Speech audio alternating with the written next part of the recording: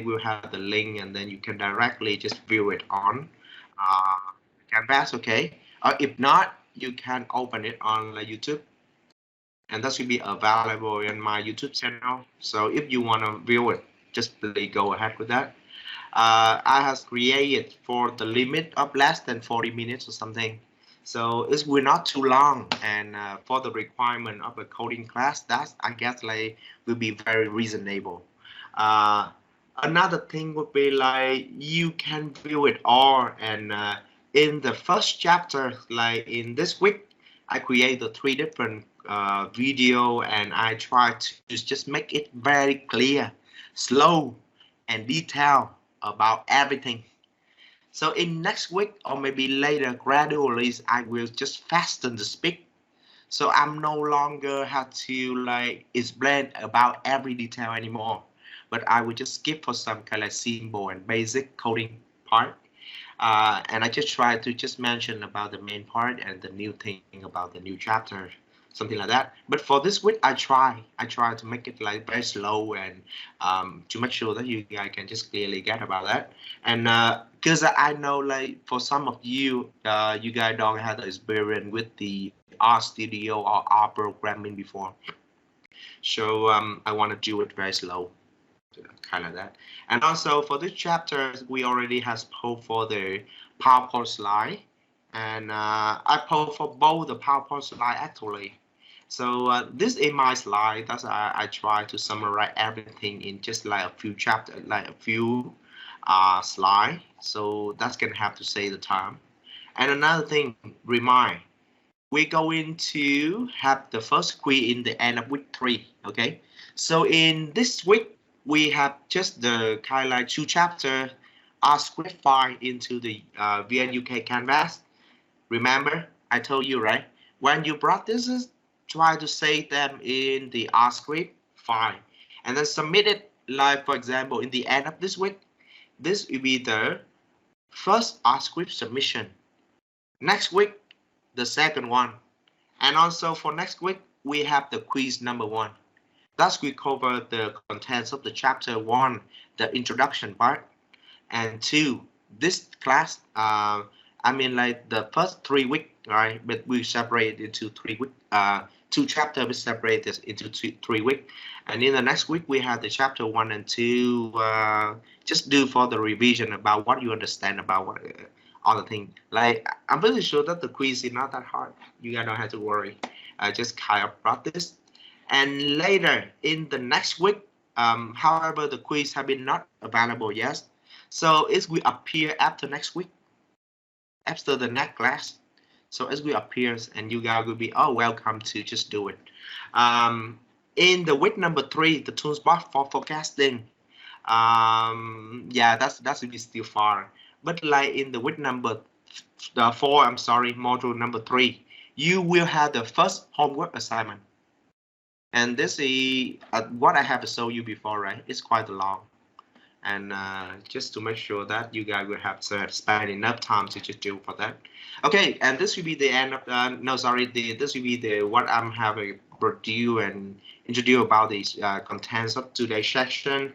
We're gonna do it with the both the my PowerPoint slide and also the PowerPoint slide provided by Monash Universities, and we can do it.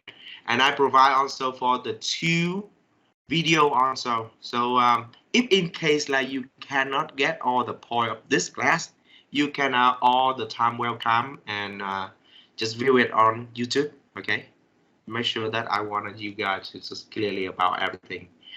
So that's the point. Remember about this week, you guys still have a kind of easy week. Just submit for the R script for this week, and then next week we have the first homework and the R script. Okay, fine. Now let's just start for our class today. And this is the R Studio, and if you guys don't have any problem with that, make sure that you guys already installed it all. You guys get it all? How you guys got it all? Student? Yes. You guys, yeah, I'm pretty sure about that. But like Và Long, Hoàng Anh, and Nhàn. Yes. Yes, it's so. Okay, that's good. All right. So I hope that there will no any problem with this one, and we will mostly up today we practice on the R script, and I will try to in detail explain about everything. This is one of my projects that's working for data. It's quite not too big. But that can last into up to more than 500 lines, something like that. No, but just we will start for new coding for today. Okay. And first of all, theories. The today section will be about the time series graphics, and we have to say like this: when we all want to say about the futures or about forecasting, we have to make sure that we can grab them properly. We have to make sure that all the things have been visualized in the time of the data visualization, and make everything will be viewable. You can easily visual it, and you can see like understand what exactly they will be have the pattern in the graph. Um, so that could be the point. That could be the point. That's the reason why I wanted to talk about the today section. Oh, anyway, like a small question: have you ever get the what data visualization class? Anyone? Mấy đứa học môn data visualization chưa? Nhan, Hoàng Anh? Dạ, học bằng Python đó thầy. Python hả? Data visualization trên package library chị Chính. Matplotlib hả? Dạ, cái gì cũng học đó thầy. Seaborn nữa thầy. Seaborn với lại Matplotlib nữa, vậy thì mấy cái đó là cái phổ biến nhất. Trong data visualization của RStudio thì nó cũng gần tương tự, nhưng mà nó xài một cái, nó cũng xài một cái gần giống, nó gọi là ggplot2, và nó sẽ sử dụng ở trên cái này. Thì nếu mấy đứa đã có tìm hiểu và học qua những cái phần về data visualization thì that's good. It saves our time, right? You're familiar with the bar chart, right? You're familiar with the histogram, with the line charts, and also the correlation graph, like the scatter plot. I'm pretty sure that this chapter will be not that hard for you. Okay, bye. Now, so today's section will be mostly about data visualization in the time series. And the reason why we had to do it all before we want to clean the data and before we want to throw our data into the modeling part to do the forecasting will be that we had to understand about the data first, right?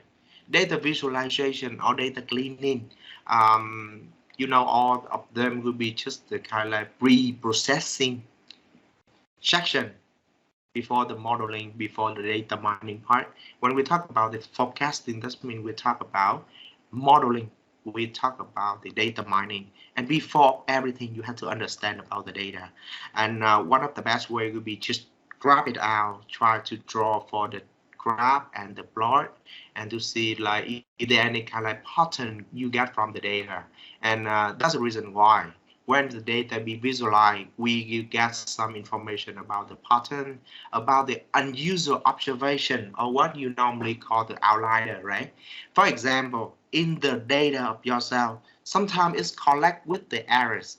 Sometimes they just the problem come from unusual observation, or from the unusual reviewer when they try to answer about, for example, how about your income?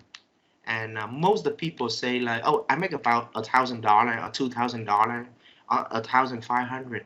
And another guy, he just make for fun and he say, oh, I make about $1 billion a year. In some case, like they can make sense, right? But however, most of the time that could be an outlier.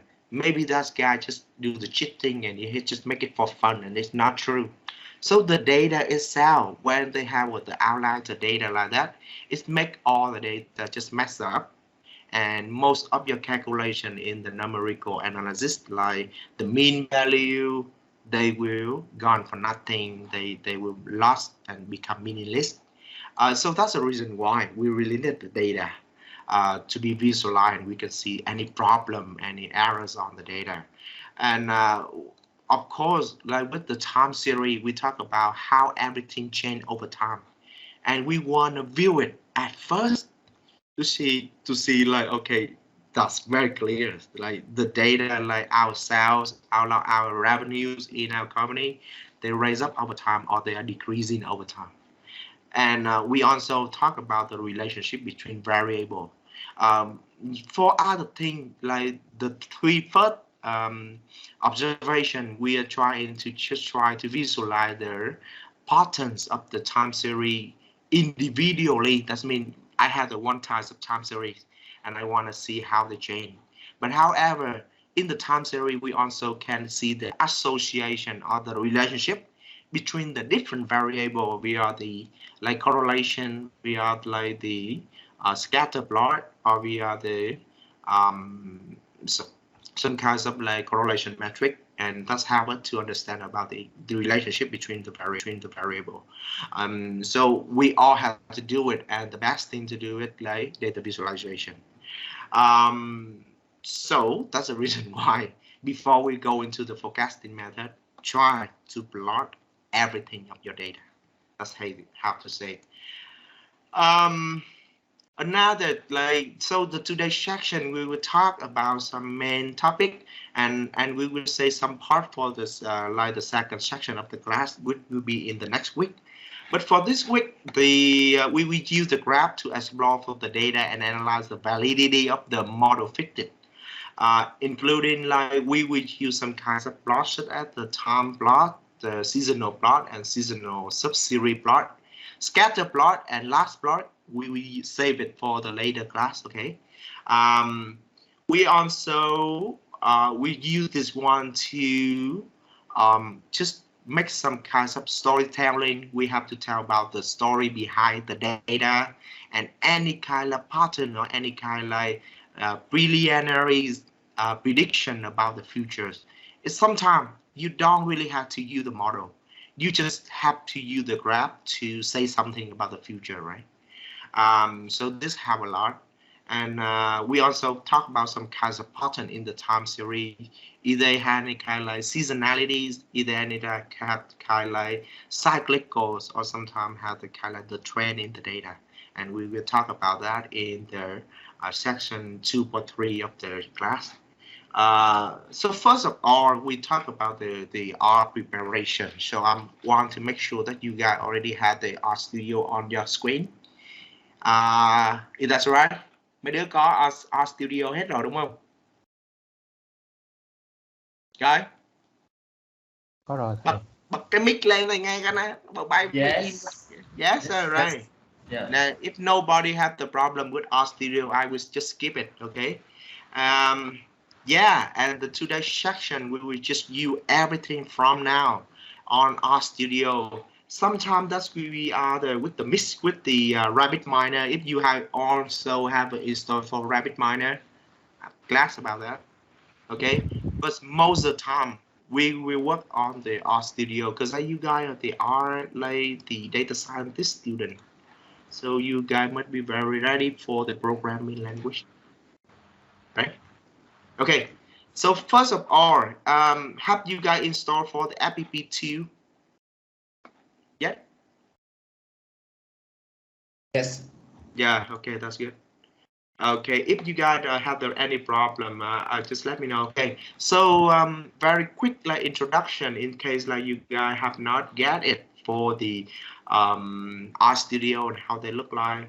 This could be R Studio, and another one, the basic R. I want to show you too. If you really want to see it, this is the basic R.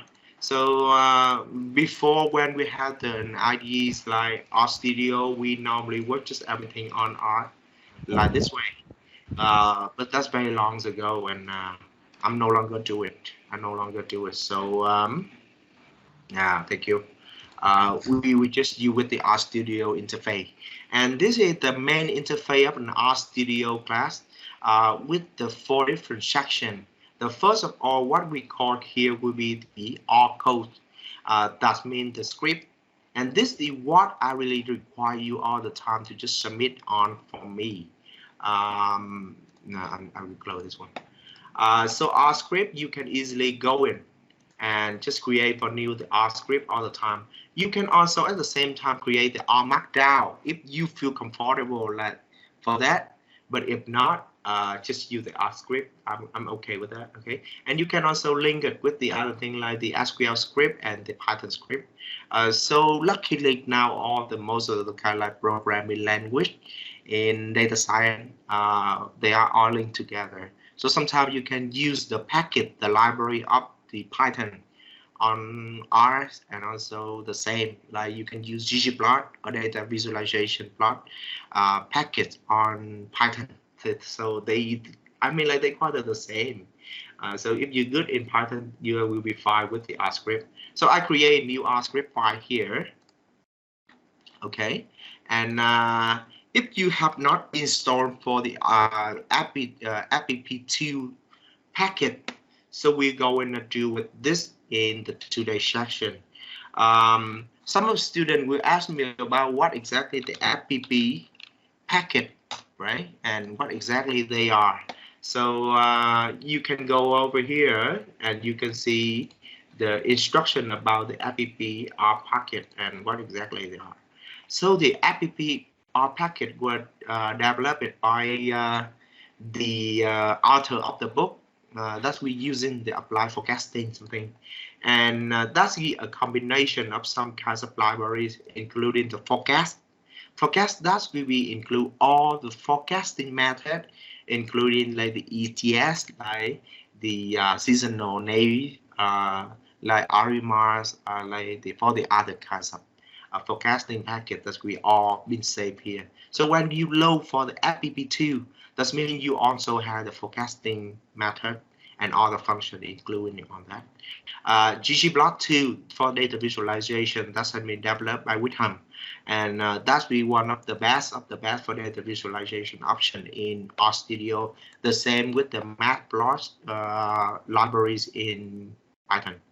And the FMA and the exponential smooth, they could be mostly included for the data. So if you really want to see it and what exactly will be the app2s, I will send out for you here right in our chat window. Okay, and you can see it all the time you want. But basically they will include a lot of data, and you can all the time just go aside and then take a look into what exactly they are. Most of the time I will just show you how to we can deal with the data like this and how we can just investigate where exactly the data come from and what do they mean. But basically that's going to be the first introduction about the app packet, and you have to install it, of course, if it's not in your computer. And the thing will be like for RStudio with the IDM, like this IDM, that's very lucky when we have the suggestion for all the code. So even when I just type like this and I say enter, so it's going to be finished, automatically finished for my coding syntax. And I put it into the packets I really want, app2. And another option could be for the dependencies equal to, if I say true, that mean, what does that mean? I already mentioned they will install at the same time also the related packet like ggplot2, like the forecasting, like the FMA and the exponential smooth libraries that go along with the app2, and that save a lot of time for us to install. And to execute the line code, you can click on run, or you can just simply click on control and enter. So that will go very quick. But anyway, like I already installed for the packet. So when you already got the packet, you will type in library. That's mean the way for you to call out, to pull out for all the packets will be. And here, that's of course app2. Okay, and you can see it right here. For the console window, they will run out, and that means the library has been already loaded. Fine. Now, any problem with the library? And if you really don't understand about what exactly the app2, you all the time can put in for this question and then FPP2, and they will come out for all the information. You can get the useful thing in this file and the house window, and you can click on and they will link directly into the useful link for the packet. So any problem with this section? So like for the art preparation, can I just move it very quick? Student? Yes, okay. Okay, that's fine. If you guys feel it good, I'm good. All right, now let's do it with another part, including for the second part of the section. So after you already get well with the art preparation and you install for the Art Studio and also for the FPP2 in your computer and your Art Studio. So let's talk about the time series object in R. Normally, we have some kinds of different kinds of data, and we can view it like in several ways, like with the data in R. Okay, so with the data in R, we have the different kinds of data. Sometimes they will be data type. Okay, sometimes they will be have a different kinds of data, including for like they would be the vector, they could be the data frame. Like this one could be the vector, this would be the matrix, the arrays, the data frame, and the list. Most of the time now, we will not talk about just the vector and the data frame only. About the array, they are too complicated, and we normally don't work with that. So just vector, matrix, and the data frame. So for example, the vector, that should be all the data go along in the vectors like 1, 2, 3, 4, 5, 6, 7, 8, 9, 10. And they all be say in just one single vector. Matrix, the data would be like 1, 2, 3, 4, 5, 6, 7, 8, 9, 10. And they had the index. For example, over here, in this box with the 1, they should be plot like 1 in the row and 1 in the row and 1 in the column. So the index of x will be 1, 1. For example, this one, right? So it will be in the second row and in the third column of the data. So it will be called the index for the 2, 3. Okay, 2, 3. You will easily get about that later in the chapter, so don't worry about that. And the data frame will be one of the most thing we're gonna do with that. So with the matrix, they have quite the same with the data of the data frame, but with the matrix, all the data must be in the same time. For example, this one, they all had to be the number like 1, 2, 3, 4, 5, 6, 7. But for the data frame with the table, they can have a different types of data.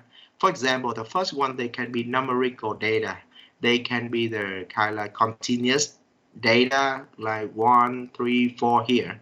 But for the second column, I mean, we can type like second attribution or second variable. They can be all the kind of non-numerical data, like this one could be chicken, pork, beef. And the last one may be another type of data too. So that's the reason why most of the time we would do like that. But however, with the time series, to think about like what we're going to do and have the same types of data here. I'm saying it here for the 2.1, and this data set you can also easily find it on our studio. No, sorry, on my canvas. So I save it here. You can download it all the time. Okay. So this is what we call the time series. And normally the data will come like this way. They will be separated. And we have the index of the time. Okay. Like this one, that should be on March of the 1981. On June of the 1981 and on September of 1981, something like that. So they are quarterly data. That means every data has been separated and be far away for 1 quarter or 3 months. And we have the cell data that's be corresponding with the data, with the index of the time correspondingly, right? So this be what we call the time series. We have the main data and we have the data label. We have the time labels of the data. Okay, so that would be the point. So that's the reason why when we try to create a function in the RStudio, we have to make sure that when we do the analysis for the time series, it has been saved at the time series already. And we have to make sure that all the vectors has been required, kind of that. So the common parameter for the time series function, that should be what we really care about. And we will use the time series TX and with the data syntax, where which the data start from and the frequencies of it equal to what. Okay. And in this section, we will just talk about that first. Before everything, we will go and do it with the highlight. The first section. So when you go in highlight a comment like this, that means everything will be not the coding. This is just for the explanation. Okay, so I say this is the practice 2.1. Okay, and we brought this about the time TX or the time series object. Okay, for example, y. Now I create for a time series y, and thus I assign it. This means equal to equal, but normally in RStudio prefer to like assign. And this time series, and I wanna first of all, okay, I wanna create a vector called like vector. Okay, and that's a combination of maybe 5 words like 1, 3, 2, 4, and 5. Okay, right. Now, that's if we just generate it for the vector, they will normally just come out like this. They just a vector, and they will just a consecutive just sequence of number. Okay, but now we will put them into the time series. And I want to say, like, for example, this is the data like 1. Mấy đứa nãy giờ thầy nói có nghe có hiểu không? Có nghe được theo kịp thầy không? You got it? Yes. Okay. You sure? Nếu có gì không kịp nói nha. Okay. Now let's just practice this. Now, for example, I just suggest like the data start from like 2012. Okay, and the sale of my company was like $1 million, 1 million in 2012, right? And the same like in 2013, that is 3 million, and so far. Okay, and that could be, this could be the data of 2012. This could be data of 2013, 14, 15, and 16. And how we gonna do it? I will use the TX function. That means time series. Okay, and I put it in first would be the data. Data must equal to I call this vector. Vector actually mean all of the data like this. Okay, and then my time series, it should be start from, I just also according to this slide. Okay, we also have to clarify about the start time, and the start time must be like example here, it start from 2012 right into 2016. Okay, so it start from 2012. This is the another syntax will be frequencies. That means right here, because this the annual data. That's mean 1 million for the 2012. So and then later for 3 million for 2013. So for 1 year, your data just appear one time. So I will put in the frequency like 1. Okay, and you can see over here. Now I type in and control enter, and it has been saved for Y. And now I can go and check it. Okay, you can see how it look like. So check the object Y. Okay, and see Y. I just type Y and I control and enter, and you can see over here, if you can clearly see it, that's a time series, and it starts from 2013-12, and it's very smart. It know that it will end in 2016. The frequency equal to 1. That means in 1 year the data just appear one time, and this is 1, 3, 2, 4, and 5. And if I really want to see how they look like in the graph, I use the auto plot. Actually, this function will be used later for the second section of the chapter, but we just use it right now to understand about that clearly. So auto plot, and you just click on Y, your time series, and click on, and you can see like this. Okay, this is the graph of the I make it so fast. So all the time it's coming, the graph will be generated this way. Okay, they will be generated this way, and we have the time here. That means you can easily all the time change it into like years or something. Yeah, I will show you how to do it later. And this for the horizontal, like vertical axis, that's be why if you don't change for the level. But however, all the graph will be just generated like this way. And if you want to zoom in, you want to just modify it, or you want to just see it like with the better visualization, because I not feel comfortable with the small screen, you are welcome to open it on, and this will be like this way. You can easily copy it and just paste it into your report, or you can also export it into the image or the PDF file if you want. Okay. All right, so this is the first thing that I was gonna say about how to just generate for the time series. And in this way, I just like randomly create it by myself. I created another frequency. Okay, I will create another one. I just check it with another one. But now with the another quarterly. I want to, that will be a quarterly data. So for the first one, that annual data, that's the dữ liệu theo năm ha. Now this will be the quarterly data. That will be all the data for every 3 months.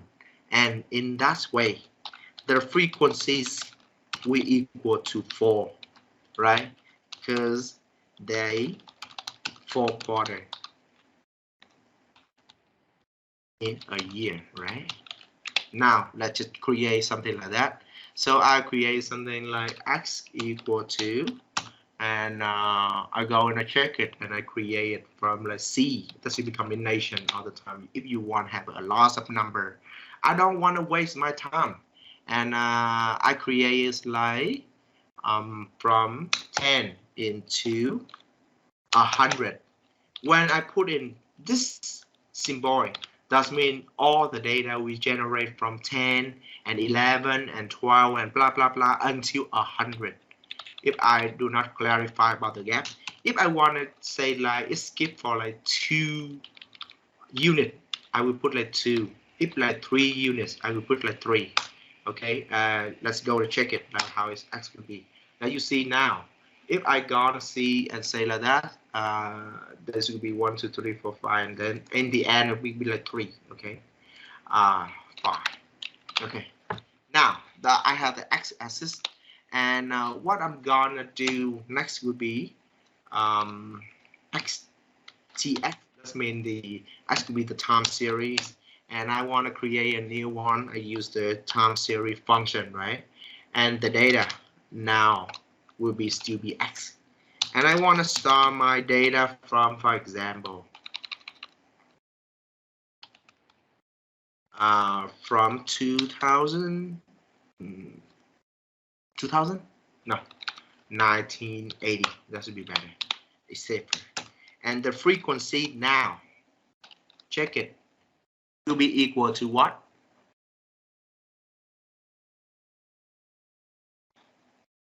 Will equal to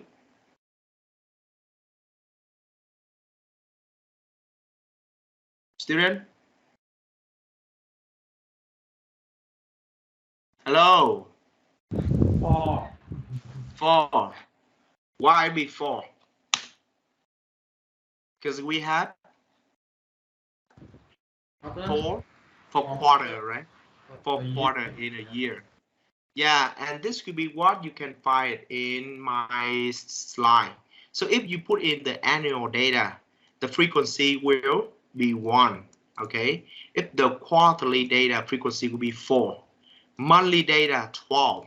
Daily data 365 or 25. Or if you're lazy, put in 7, because they will understand this will be the data for the daily, because we have the 7 day in a week. If you want like weekly data, this would be 52.18, and for hourly data, I have hour data. This would be this way. And remember, but the star example, they will be quite different. Okay, so now I have a problem. I will got a problem because that's I will start from the 1980, but I didn't clarify about which quarter that I will start from.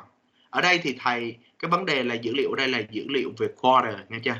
Thì sẽ có thầy nạp vào đây trong frequency của một năm thì có 4 quarter là chính xác rồi. Vấn đề còn lại là nó khởi đầu từ đâu? Thì nếu thầy đặt vô con số là 1980 là không đúng. Bởi vì dữ liệu của mình bắt đầu từ một cái quarter nào đó trong năm 1980 là nó có first quarter, second quarter, third quarter and the fourth quarter, đúng không? Nhưng mà nếu thầy chỉ điền vô một số 1980 là không được. Giả sử thầy ít nhất phải nói 1980 và dấu comma 2, tức là data của thầy bắt đầu từ năm 1980 và quarter thứ mấy? Quarter thứ mấy đứa? Quarter thứ 2 thầy. Quarter thứ 2, yeah. Này, let's check it nè. Now, now we finish with the code nè. Let's run it, right? Okay. I execute it while I have my hand. You see. Okay, and you gotta check it. TX, okay. Check it now. The data has been organized into the time series, and all the data start from like 10, right? They start all the data from 10 into 100, okay? To 103, sorry, actually I create 3 too. But you check it and you see like the first data start from the quarter 2 of the 1980. Okay. Mọi người hình dung được không?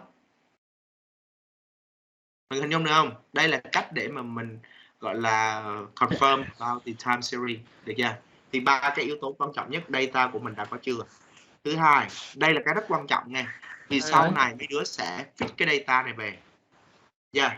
Mấy đứa sẽ fix cái data này về và mấy đứa sẽ phải copy cái data này vào trong máy và mình phải clarify về cái data này. Thì nó là cái phần whatever. Dạ Đạt.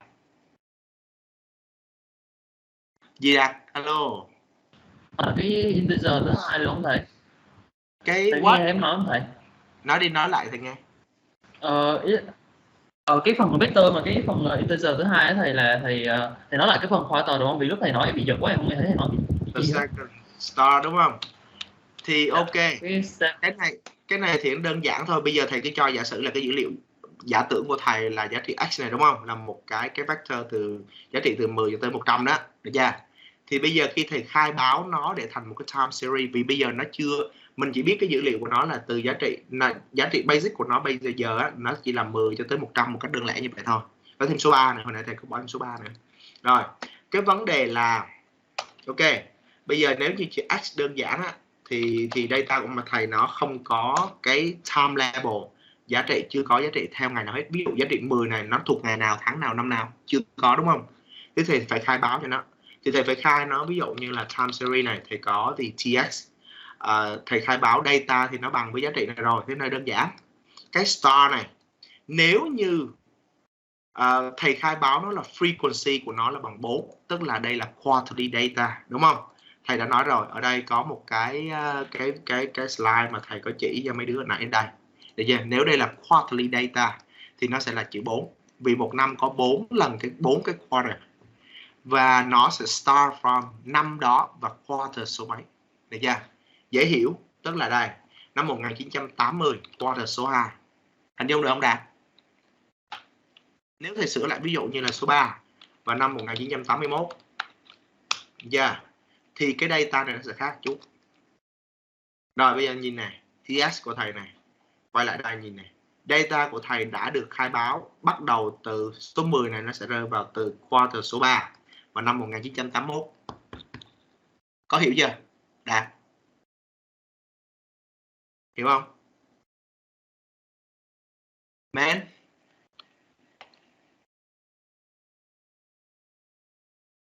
Dạ thầy ơi, em hiểu sương là thầy, mà chắc để em về em coi lại record của thầy chứ làm cái em bị rất mạnh nãy giờ nên em không nghe thấy thầy nói. Nhưng mà ý là em hiểu là cái user thứ hai là kiểu cái năm á, ý là cái khoa tờ thứ mấy là mình sẽ bắt đầu, vì không phải lúc nào nó cũng bắt đầu với khoa tờ đầu tiên, vì cái khoa tờ đầu tiên này nó chưa có. Mình sẽ practice thêm một cái nào đấy, ví dụ như XTX1 này, được chưa? Bây giờ cùng với cái data đó thầy làm TX ha. Data của thầy vẫn là dùng cái dữ liệu của cái chuỗi là từ 10 cho tới 100 đi đây, được chưa? Nhưng mà bây giờ thầy muốn nó là một weekly data, được chưa? Rồi, được chưa? Một weekly data, thầy muốn nó là một weekly data. Và Đạt muốn thầy khởi động nó là từ ngày mấy tháng mấy? Start from 29 tháng 10 ra rồi. Thì chắc là 19 mấy? Cái đó đại đi. 1999. Rồi, ok. Tuần thứ mấy của năm? Tuần thứ 28. Tuần thứ 28, ok chưa? Rồi, bây giờ thầy sẽ bỏ vô. Giờ nhìn kỹ nè. Nếu như vậy thì bắt đầu thầy còn hai cái integer mà thầy chưa làm xong là start, đúng không? Và cái thứ hai là frequency. Ok, thầy sẽ khai báo frequency trước đi. Thứ tự đều được hết, thứ tự nào cũng được hết trơn. Frequency equal to, được chưa? Và sau đó thì sẽ khai báo tiếp là start from where, ok chưa? Rồi, bây giờ frequency. Vậy weekly data thì thầy sẽ phải khai nó là bao nhiêu cái week trong một năm? 52,15 thì mình làm tròn là 52,18 này. 52,18 thì mình phải viết là đúng 52,18 để nó hiểu. Em tưởng frequency là thường ghi là số integer thầy. Chứ phải số nguyên thầy. Đấy, rồi start. Như vậy đây nó hiểu, tức là đây là bị dữ liệu gì? Dữ liệu weekly. Yeah. Start, how we gonna do it? It start from, ok, C này. Trong đó là mình sẽ clarify về gì? Thứ nhất là năm nào, thứ hai là trong tuần nào của năm đó. Thứ nhất năm nào? 1 9 tuần thứ mấy? 28. Yeah. Right. Rồi, nhìn xem X này, TX1, ok, check it. Rồi. Wait. The TX1 I run it already, right? Frequency and the XTX1. Oh, they just do not represent it in this way. Kiểu như nó không có show it thôi, nhưng mà cũng sẽ như vậy, bởi vì một năm nó có nhiều cái tuần quá, nó không có biểu diễn được theo dạng quarter này, thì cũng dễ hiểu thôi, không sao đâu. Thì vì một năm nó có tới 52 cái tuần á, 52 tuần lận á, nên nó không thể biểu diễn theo dạng mà hình vẽ như thế này. Nhưng mà you understand about that, like it start from 1999, 0.51, có nghĩa là tuần thứ 28 đó. Đâu đó như một năm có 52 tuần, đúng không? Tuần 28 là tương đương với 0.52 của một năm, được chưa? Okay. Got it? Đạt? Dạ em auto kê thầy ơi. Okay, that's okay, right? And the other kinds of stuff you can generate it all the time. You can go back and see my video. You're welcome. That's a good question anyway. Okay, so that's the TX object. Remember about all the data you want to put in. Your data must be have the label on that. Okay, I give you an example. For example, like this one, okay? I have the cell data. And in this way, we will go in and do it and import it into RStudio. Trong trường hợp này thầy sẽ hướng dẫn mấy đứa là làm sao để import nó nghe vô trong RStudio hả? Thì với giả sử như là thầy có một cái data mới, có một cái new data thầy mới vừa lấy ở trên mạng xuống cái đò đấy. Yeah. Rồi cái dữ liệu data của thầy là cái dữ liệu cell này thôi, duy nhất là có cell này thôi. Yeah. Rồi data và nó không có cái time label nó thì thầy sẽ bắt đầu và thầy biết được là nó bắt đầu đâu đó theo trên mạng thông báo á, là nó ở tầm là March of 18 đúng không? 81 đúng không? 1981 tức là the first quarter of 1981. Okay, and I go need to do for that. Okay, and I just know like that way. Giả sử như đây data nó được save về dưới dạng là một cái just one example. Okay, one. Okay, cell link. Okay. And I save it like in the CSV. All the data normally they will be saved in CSV. You will be very familiar with that. You know, have no problem. Okay, and now let's do it. Bây giờ thầy sẽ save một.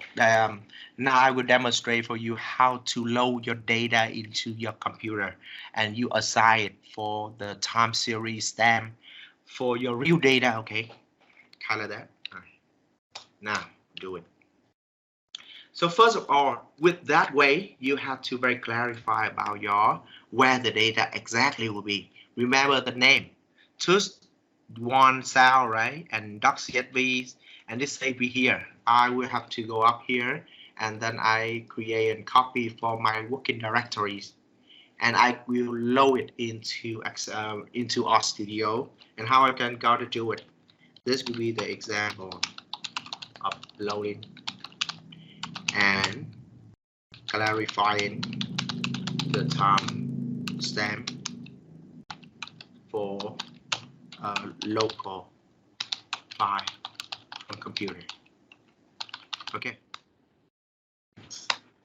do it with first. So I use the function. I will use the function called the read.csv because this file will be CSVs.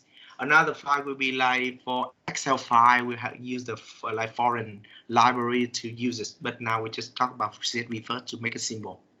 Okay, and then you can see over here, you have to put into the file name, and they will ask for the header or true or not. That means you sure that your data has the header or not. In this case, we have the data label, right? So it have a header, and I put it like this way. Okay, all the data. This will be the working directories of the data, where the data are located in your computer. And remember the name of the data. So in your data, that should be 2.1 cell. Okay, 2.1 cell and .csv. Don't forget about that. Okay, so if you just stop like this way, they will also we just count for the first. I already tell you the first round will be also the data, but we don't want it, right? We want this one must be the name of the variable. So we have to put header equal to true, and we're done. Okay. So if in that way, and you say like just go like that, the data will be loaded like this way, directly into your RStudio. But I want to say it, and I will call it data. Okay, and this will be my data. I assign it into the object data. Now, my data, we have the data here, and I know that's will be 1, 2, 3, 4, 5, 2. How many? 100. If you want to see how many of them and don't want to score down, you can use the function structure and put in the data to see how it could be look like str structure. And they will tell you that this is a data frame. It's not a time series with 100 observations of one variable of cell only. That's good. Now, the time for us to just assign for them for the timestamp. Okay, timestamp. And how we can do it? One more time. Đạt, làm đi làm được không Đạt? Dạ cái này làm được thầy ơi. Nhớ cái data hồi nãy họ nói không? Data nó bắt đầu từ tháng mấy? To Q1, start from it. Q1 up 1981 đúng không? Hồi nãy là data từ mấy? 1981. Okay. Và nó là quarterly data đúng không? Đó, mình chỉ cần nhớ vấn đề như này thôi. Rồi, xong. Vậy giờ mình how do we gonna make it? Data TS, okay? To make sure that they are different to the original data. What I gotta do? Đạt, đọc cho thầy nghe. Dạ, TS xong rồi bỏ ngoặc data xong rồi frequency là bằng 12 vì mình đang làm theo yearly monthly em nhầm. It's not monthly. You see it? Đó, mình map March này, March of the 18 này, 81 này, June of the 81 này, September of 81 này. nhầm thầy. Đây sẽ là dữ liệu của tháng cuối cùng của quý thứ nhất đúng không? Dạ. Như vậy đây sẽ là quarterly data.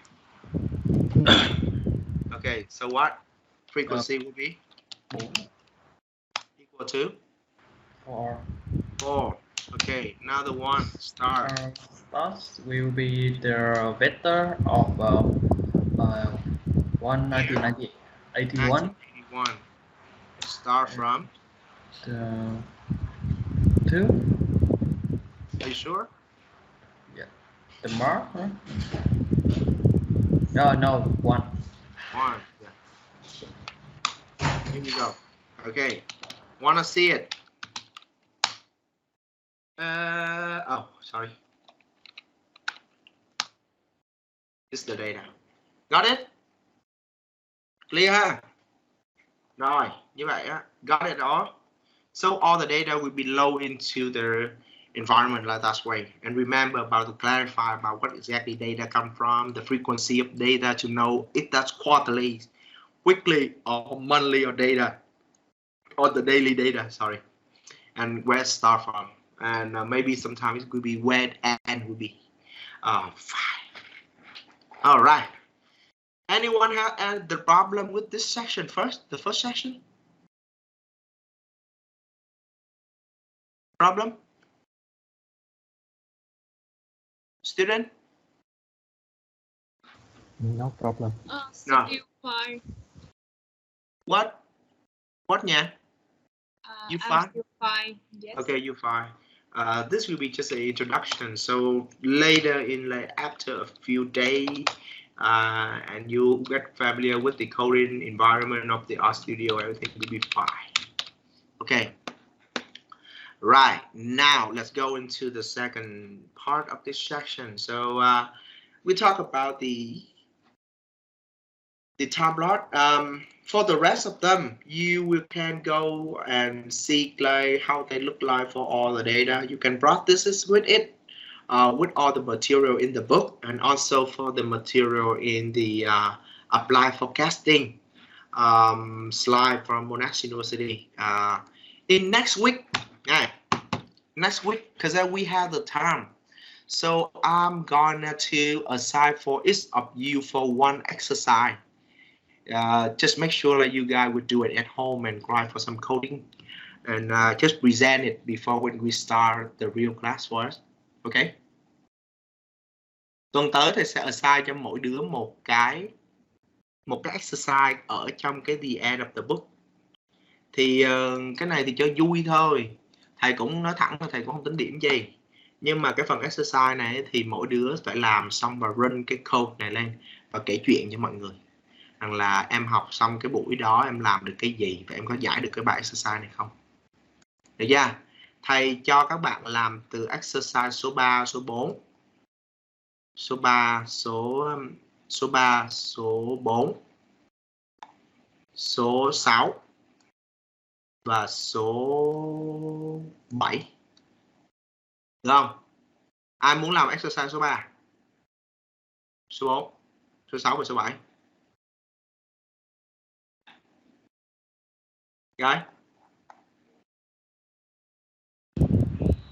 Dạ lớp dễ tính lắm thầy random luôn cũng được. Nó random này.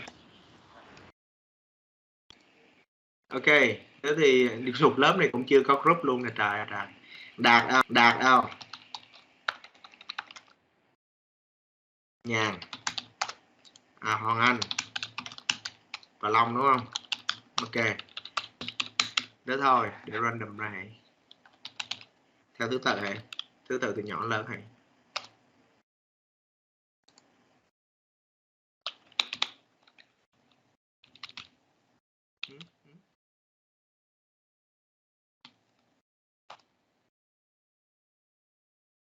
Rồi, đứa nhỏ nhất là thằng Hoàng Anh làm bài số 3.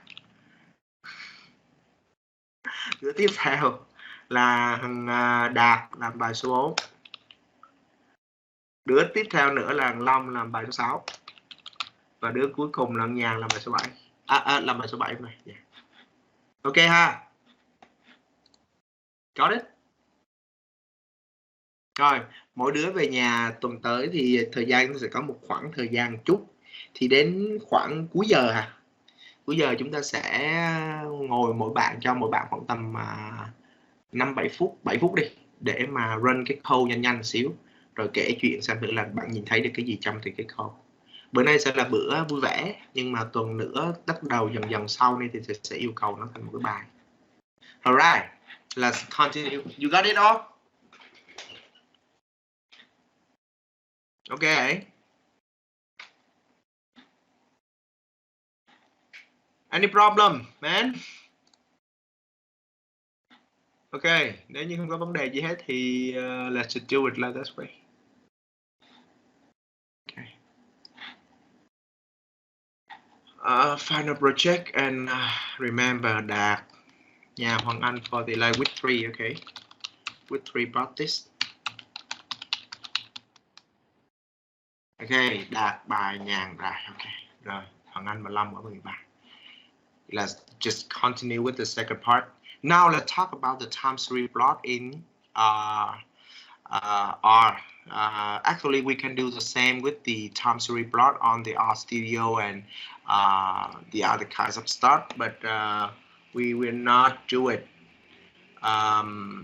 So basically, when we are to do everything I told you, right? You already know about what will be the time series and how you clarify about where start and what will be the kind of characteristic of the time series itself.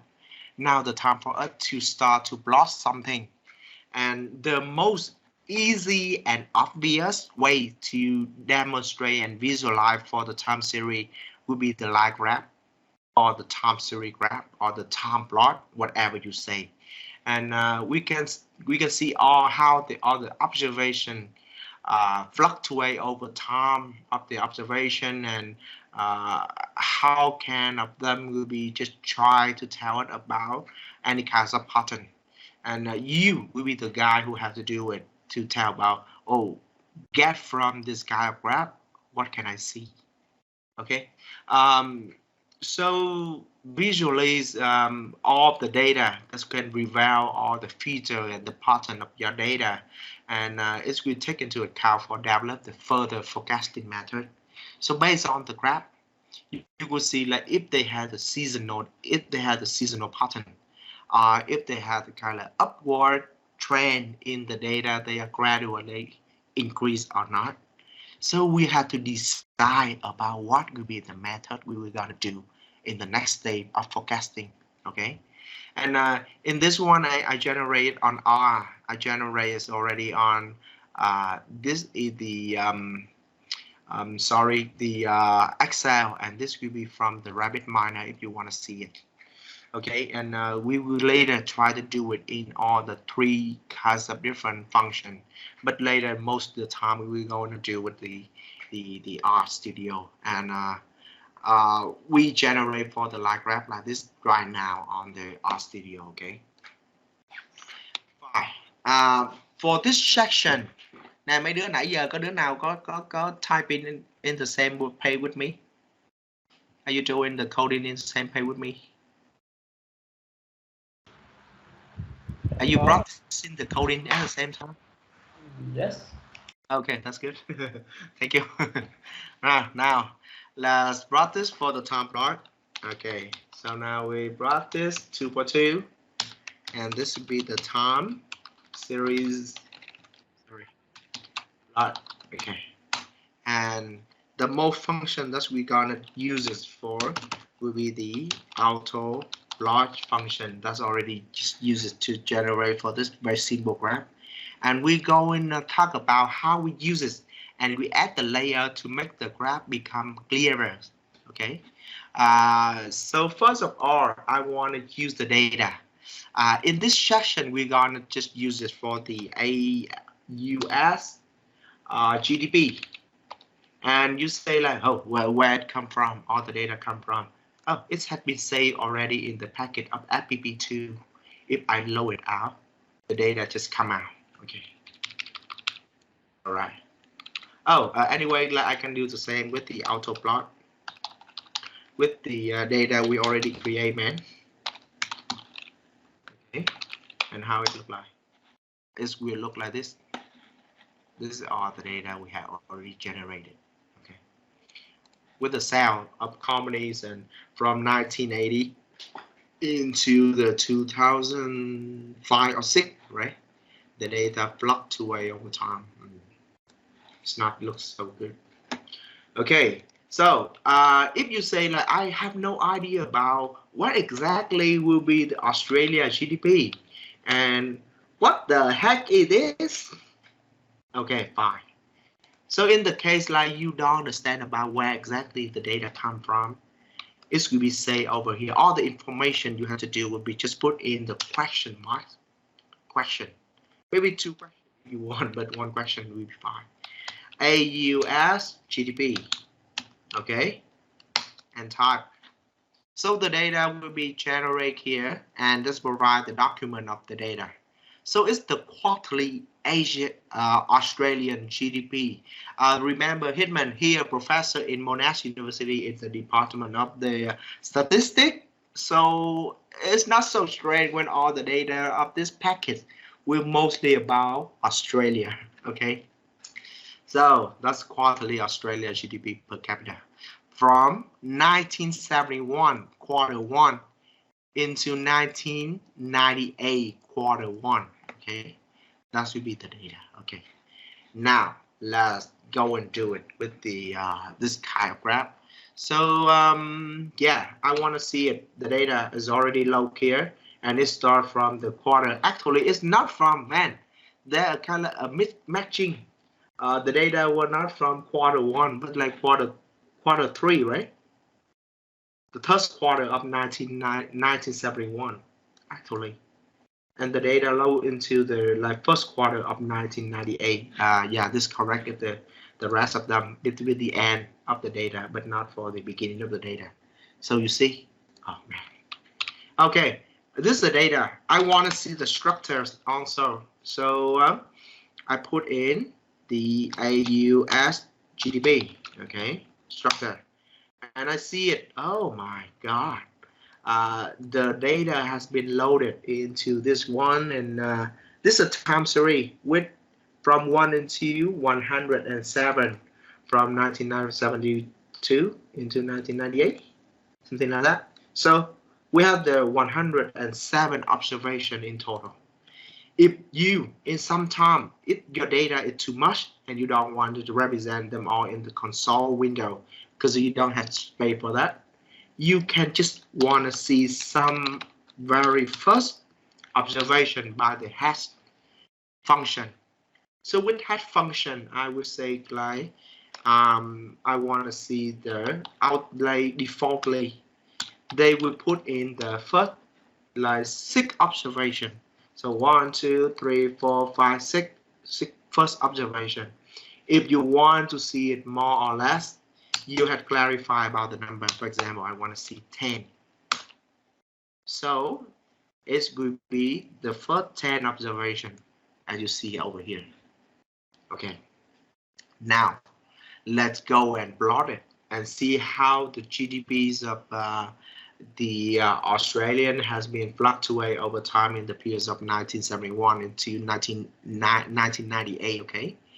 And we go and do it with the auto plot. Now we plot out the time series, okay, with you auto plot, right, and a US GDP. It will generate this way.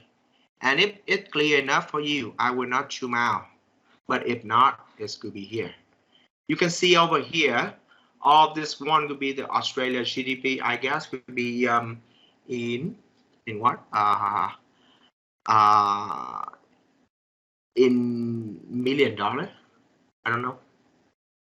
6,000, 8,000. It's not in like trillion. I'm pretty sure it's not in trillion. But I don't know. Well, okay, whatever. Okay, so how they fluctuate from 1971 into 1998 over here. Can you see anything from the graph?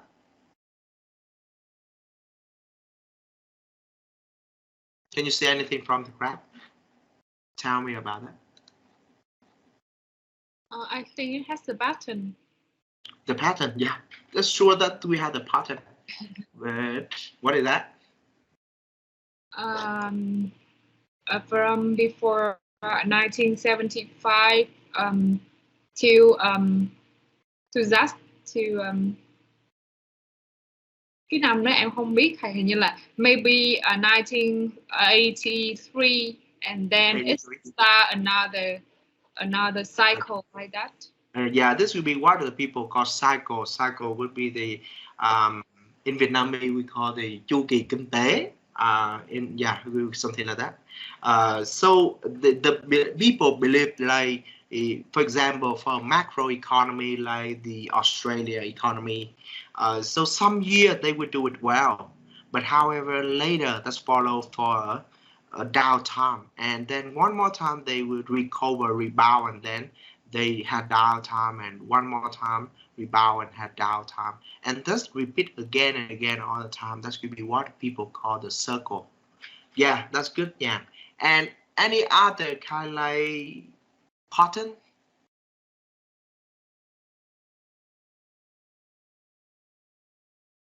So what they start the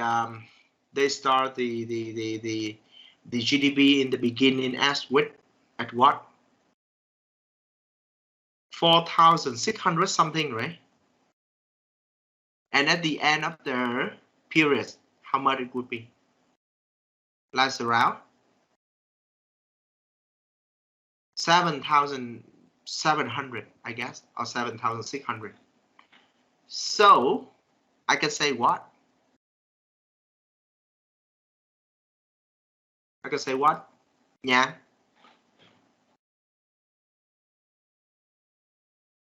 They are upward trend. That means the data increase over time. Maybe sometimes it get down, sometimes it get up, and sometimes it get down and up and down and up and down and up. But anyway, at the end, compared to the beginning, it had a significant increase. So it what we say that this will be an upward trend. Okay, upward tendencies or whatever you say. Okay, you see that will be the upward tendency, increasing tendency, something like that. Okay, now the time for me to just generate for you some other kind of stuff, and we going to do with the adding some kinds of other kinds of layer. So I feel like my data is look not so good, and I want to make it more kind of like appealing, so I can add the other layer of the data. First of all, I want to have a title in the data. Okay, I want to have a title or the label of the data, so I can put in GZ title. That's mean graphic title, and I put in globe open for the parentheses and the quotation mark. I put in like what? Australian quarterly GDP, right? Okay. If I just stay like this way and click on any change, I have the title. Okay. Another one I want to add into. This is time. That's good. But anyway, I feel not so comfortable with that because this should be in the kind of year, right? Like 1975, 1980, 1985. That should be in year. So I should not say time in general, but should be year in specifically. So I can, when you put in like plus, you can go into another round. You have not started for your function yet. And you can try in like X level, X lab, and open for the quotation lab. That could be what? Year, right? Because the X acid, I want to put them into the year, okay? And see how it changed. Now, it has been changed into year. And the same with this one for the like vertical lab. I want to put them into maybe the name of the GDP, okay? Or not like ASU GDP. This looks so clumsy. So I clarify it, okay? And maybe I put in like Y lab and say GDP. Now, see everything has been changed, and you got the year for the OX and the GDP for the OY, and also the title for all the graph. You got it? Any problem? Yeah. Okay. Now, I do it with some further like exercise to do it with the other kinds of stuff. We will follow for the instruction from the book, and now this is the time for you to see the graph. You tell about the story, and you have to also figure out the reason why come from all the material available online or from your organization material. Bây giờ tới lượt mà chúng ta làm một cái tập dữ liệu thật, và chúng ta sẽ xem thử là có cái kết quả gì, và chúng ta còn phải dựa trên cái kết quả đó cùng với những thông tin bên ngoài để chúng ta kể chuyện. Right, now further practice with I don't know, this is what the people call the Sydney Melbourne and Sydney data. I don't know what exactly they are, so I put in the question mark and check it. So this is the total weekly air passenger number on the Ansett airline flight. Ansett airline will be something like VN airline or like VJet, but they should be a Canadian brand. Between Melbourne and Sydney, and in 1987 into 1992. Let's go and take a look like what will be Ansett airline. Okay, so this could be how they look like, and okay, they could look like a kind of big brand in Australia. So Ansett Australia, and that take the flight from Melbourne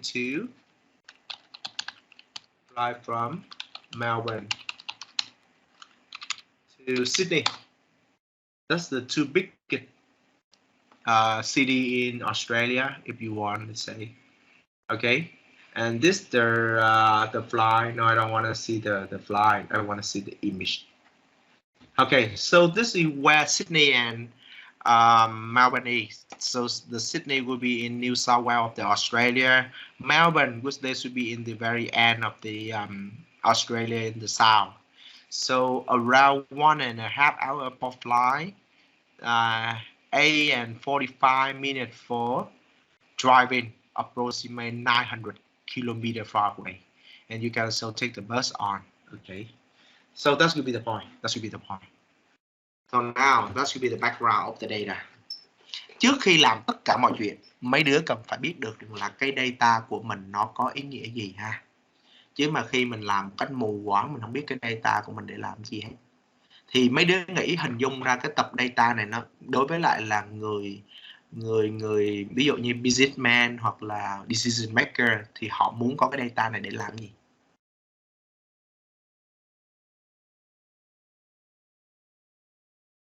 Long nói thầy nghe thầy. Dạ là theo em là kiểu để biết là nó sẽ thường kiểu bay vào những giờ nào nhiều nhất ở trong tuần. Không.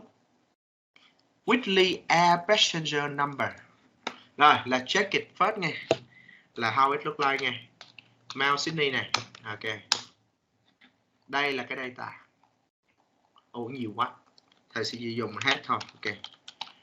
Của Melbourne, Sydney. Rồi. Đây là cái data này. Nhìn này. Thì data nó chỉ biết là có bao nhiêu người đi về cái first class, bao nhiêu người đi business class, bao nhiêu người đi economy class, và trong những tuần nào. Ví dụ đây là tuần thứ mấy đây, tuần thứ 26, nó start from tuần thứ 26 vào năm 1987, kết thúc vào năm 1900. Cái này là do cái dữ liệu của thầy tới đây. Nhưng mà start from the 1987 into 26. Vậy thì theo Long nghĩ là họ muốn có cái data này để làm gì? Thì thường á là thầy thấy mấy đứa bay học, nhưng mà thường bay bị có một cái vấn đề là bay không nghĩ về business content hay là cái context của cái data. Mình có cái data đó nhưng để làm gì đã? Mình trả lời được câu hỏi chi nó quan trọng hơn là mình sẽ dùng cái gì hoặc mình analyze nó như thế nào. So what will be the context here? Long.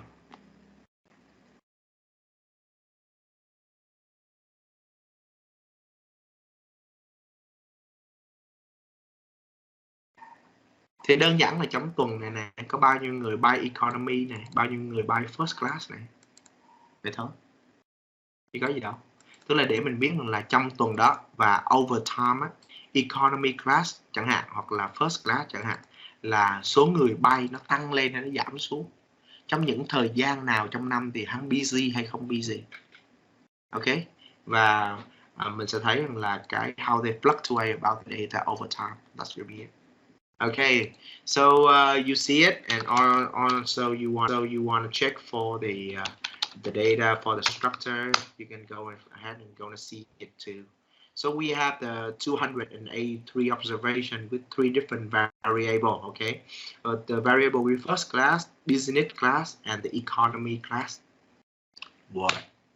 Now the time for us to just generate for the graph.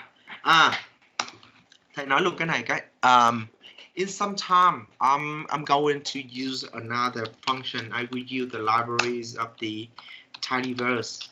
Okay, the tidyverse will be the pipeline function, and it helped me a lot in saving for the time of writing for the code. Now this is traditional way to write for the code, but in other ways I can do it with the tidyverse, with the pipeline function, and it helped me to organize the data and my code in a kind of well organized, much more better than the traditional ways of writing for the code. For example, if I'm still have the Melbourne Sydney data and I want to apply for the head function, okay, I go in this way, and they result in the same with the previous one. Even right here we can see like it's a little bit longer, but it will be more like what familiar with you, right? Mấy đứa ở bên Python thì mấy đứa cũng gõ cái lệnh kiểu này đúng không? Gõ cái library ra trước xong rồi gõ lệnh đúng không?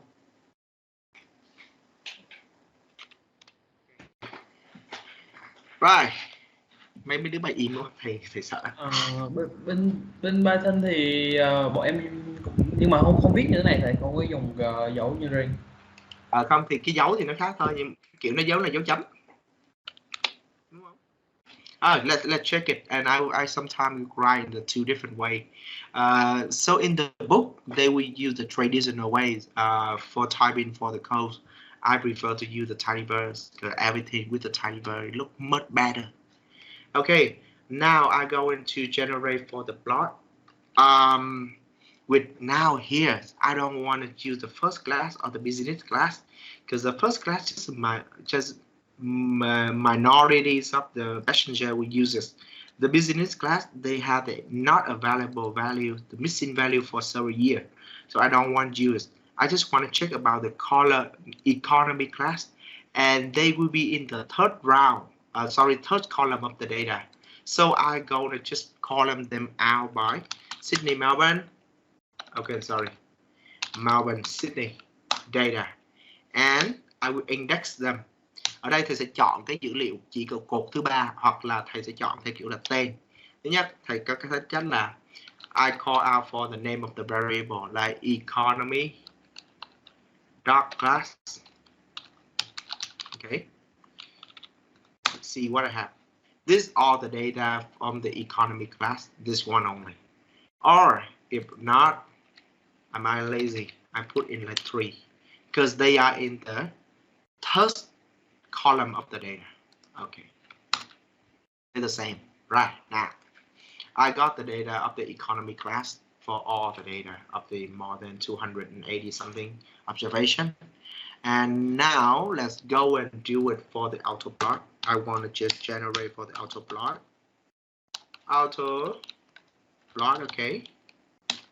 Go and do it. Now I generate for the graph already. And see how it changes. This will be the graph, okay? And this will be has some problem, and we'll talk about that a lot later. So what do you see from this one? Anyone? What do you see from this graph when after I generate for the plot?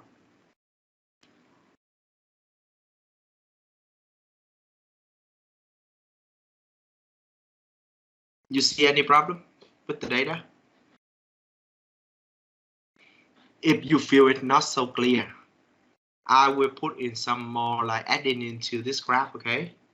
Now we have the auto plot already. I want to see like the title, okay? So CC title, to put in the title of this function of the graph, and I want to say like economies class passenger from Melbourne.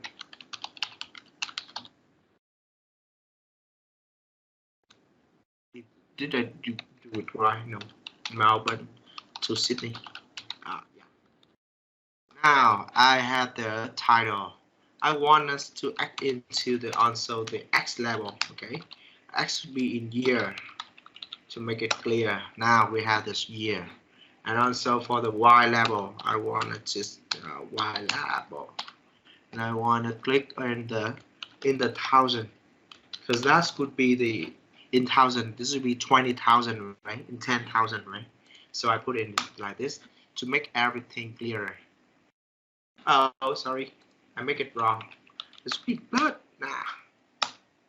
Yep, is here in thousand for the vertical axis, year in the horizontal axis, and we have the title. Everything that the data here has been already. And do you, any one of you, see any problem in this data? You see any pattern in the data? Dạ là kiểu năm 19 giữa năm 1989 đến 1990 là phi công ở Úc thì họ kiểu đình công nên là nó bị Yeah, that's right. Sao biết? Sao biết cái Long? Giữa năm 1989 năm 1990, we see like all the data here is zero, right? There's no way, except there's some kind of big trouble and a big event in the airlines of the Australia. So we go up there and try to figure it out. Like Australia airline, 1990, like what? 1989, right? Something. And what happened? We will see like fly problem.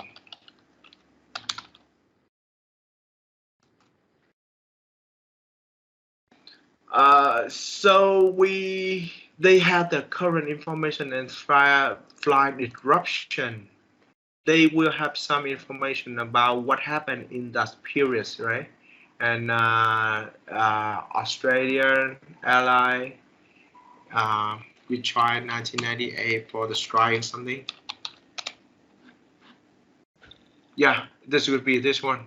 So in the 1989, the pilot rushed to come back into the airline crisis. So very long ago, and in those years, it looked like they have a kind of very serious problem between the pilot. They don't want to have the very low pace like that, and they go to for the strike dispute to make sure that they can have the right in the pay slip, and that's the reason why. Okay, and this other thing, like in the end of the beginning of the 1992, we had a big drop here too. Maybe in the end of the 1992, there's some crisis about the performance of the fly of the fly, and you can all the time go up there, and the same thing, like you go and check it for the assess airline and go to see like how they change over time. Like for example, the other very useful course information would maybe come from the Wikipedia or other kinds of like 10 case of the university of the company.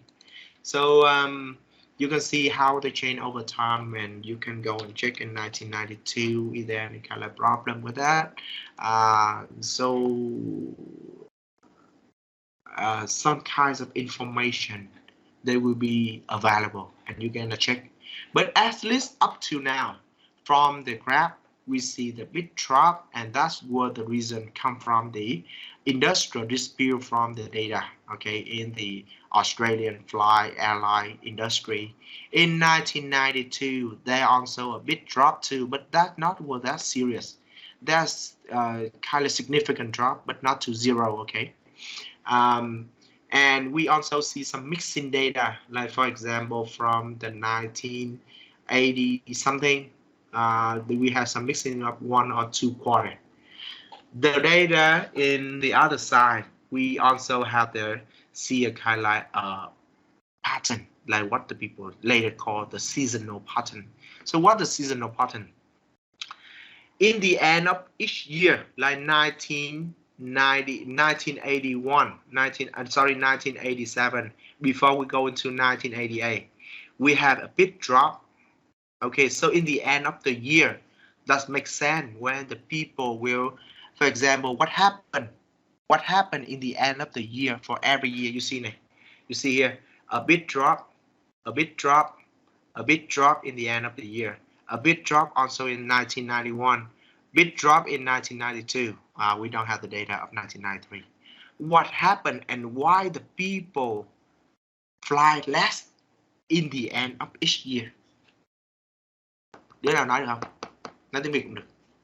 Mấy đứa nghĩ vì sao mà cứ cuối mỗi năm là mình nhìn thấy có một cái big drop này?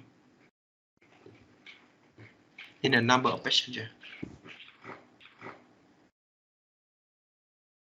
Chắc là họ ăn lễ cuối năm đó thầy, chứ họ không có nhu cầu bay. Yeah, đúng rồi. Yeah, that's the very true luôn á.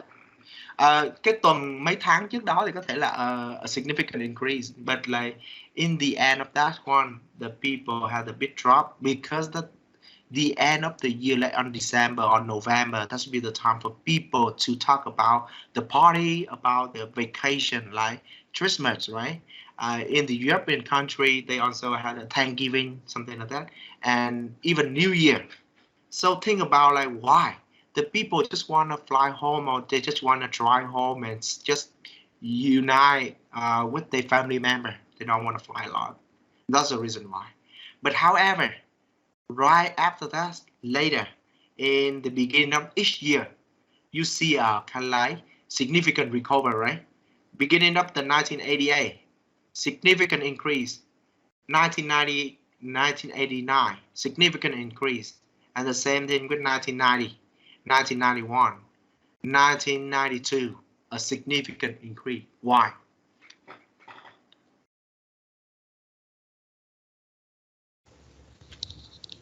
Holiday season. That's holiday season gì nữa, đầu năm là holiday season gì nè em. Sao, vì sao mà đấy? Chắc là ăn đã rồi giờ đi làm lại hả thầy? Đúng, ăn đã đi làm lại. Vậy thôi, đơn giản vậy thôi đó. Đây là giữa đâu với đâu? Melbourne and Sydney. Melbourne, Sydney đều là hai cái thành phố lớn của Úc hết. thì đơn giản là người có cái luồng lao động dịch chuyển từ Melbourne về Sydney và dịch chuyển từ Sydney về Melbourne, và cứ đến cuối năm thì họ bay về lại, họ đi bay về lại thôi, chuyện bình thường, có gì đâu lạ. Okay, that's going to be the point. So we later will talk about all the trend like that, and also we have some kind of like a slightly increase, right, in the total passenger over time. Beginning of the period, they have about like 20,000 passenger monthly. Yeah, that's monthly. But however, in the end of the period, they can make it up more than like nearly 30,000. So even it was not so significant, they have a slightly increase in their graph, and that's going to be the point. Rồi, tóm gọn lại, khi mà mọi người nhìn thấy mọi người vẽ được cái đồ thị ra thì chuyện đó là vẽ cho vui thôi. Những cái quan trọng hơn là mọi người phải nói ra được rằng là cái data nó có ý nghĩa gì. Yeah, mình kể được câu chuyện là từ cái graph này mình nhìn thấy cái gì. Mình nhìn thấy những cái missing value này, mình nhìn thấy những cái gọi là uncommon or like abnormal drop này, thì mình phải tìm được lý do vì sao, và mình sẽ nhìn thấy được những cái seasonal pattern or the cyclic pattern, là những cái vấn đề mà cứ hàng năm nó lặp đi lặp lại một lần, hai lần, một lần. Đó là cái ý chính của một cái data visualization for the time series plot. Time series plot nó rất là khác với lại những cái cross sectional data, kiểu như là những cái data bình thường mà các bạn thu thập á, thì nó cross sectional data nó dễ lắm, nhưng mà time series thì luôn luôn có the story behind that. You have to work side by side at the same time with your graph and reading for the material to see the story behind the data. Okay. Mọi người có vấn đề chi tới đoạn này không? Chính xác. Nhưng mà mọi người có vấn đề chi về đoạn này không? Tới đây có gì khó hiểu không mấy người? Mọi người? Problem? Obstacle? No. No? Good? Good, right? If you still good about that, I'm happy. Okay, fine. Let's take a break for about like 10 minutes, and later we come back for the rest of them. And let's go and do it fast, okay? Right. Still see it? Hello? Yes. No. Yeah, okay, fine. Now let's just continue with the other section of this class. So we talk about the time series pattern. From the previous example, you already see like in the graphs of the economic class passenger from Melbourne into Sydney of the Access Airline of Australia, you see some kinds of pattern. You see how they drop and rebound in the end and the beginning of each year. You see how they change over time. And that would be what the people call the time series pattern. Basically, we will just summarize them all into 3 different types. First of all, the trend.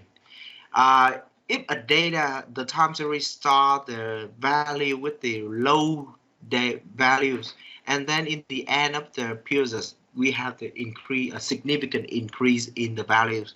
We can say it's an upward trend. If they go down, we say called the downward trend. That's very simple, right? So it's a long-term increase and decrease in the data, and sometimes they fluctuate. Sometimes they go up and down. Sometimes they can be very, very different and complicated. So they doesn't mean that they have to be very straightforward. That doesn't mean that they have to be linear, right? They don't have to be linear, but sometimes they can look like this. But we can see like, oh yeah, the observed data has been increased from 100 into, it look like 500 or 600 at the end of the period. And this significant increase, so this is an upward trend, okay? That's a trend. Another thing would be seasonal. What does seasonal mean? The seasonal pattern of the data, that means the pattern will occur again and again and again by the effect of the seasonal factor. Anyone can give me the seasonal factors in the time series? like the thing that's happened every years and it increase or decrease for some kinds of data. Extra credit.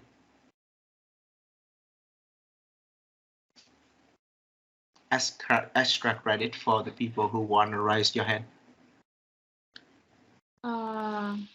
Raise your hand. Okay, yeah, please.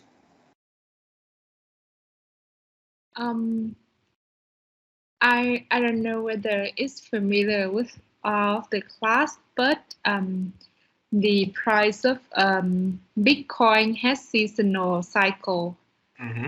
So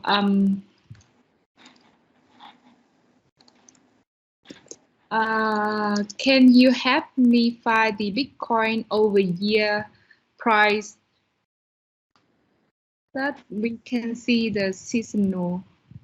Yeah, let me check it with the Coinbase or the coin market. No, the Coinbase will be required, but we can get it with the coin market. Just wait a second. Okay, we're gonna see it. Like, sorry for my computer, it's not so fast. Like, yeah, finance Yahoo. Okay, and where will be the graph?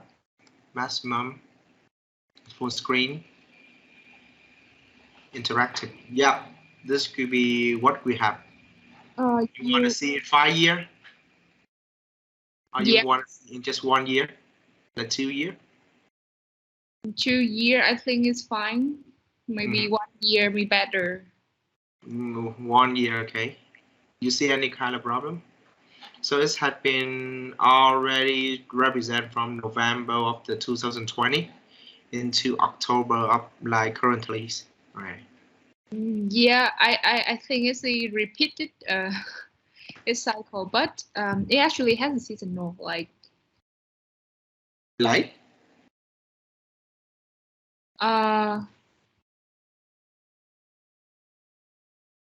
You see that from February to March is go up and then it decrease and then it increase again.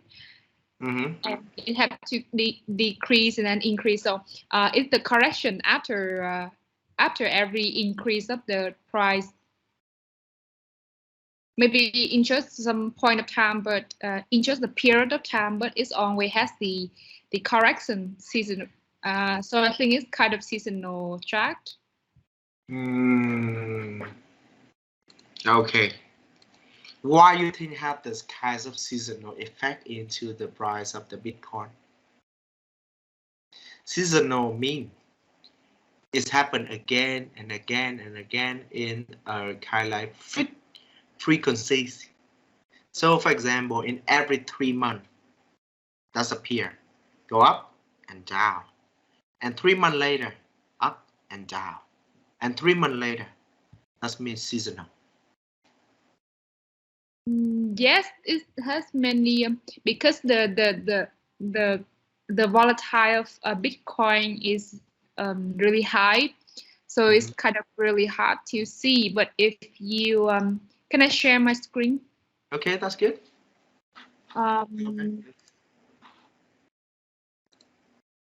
My whole screen. How to share? Can you see my screen? Yep, I got it. Yep. Like it's always repeated cycle. Like maybe this one. It has this the seasonal, like it's usually the fourth quarter in the year. The fourth quarter always express always witness the new peak of Bitcoin price. Like the fourth quarter is always high in many years. Like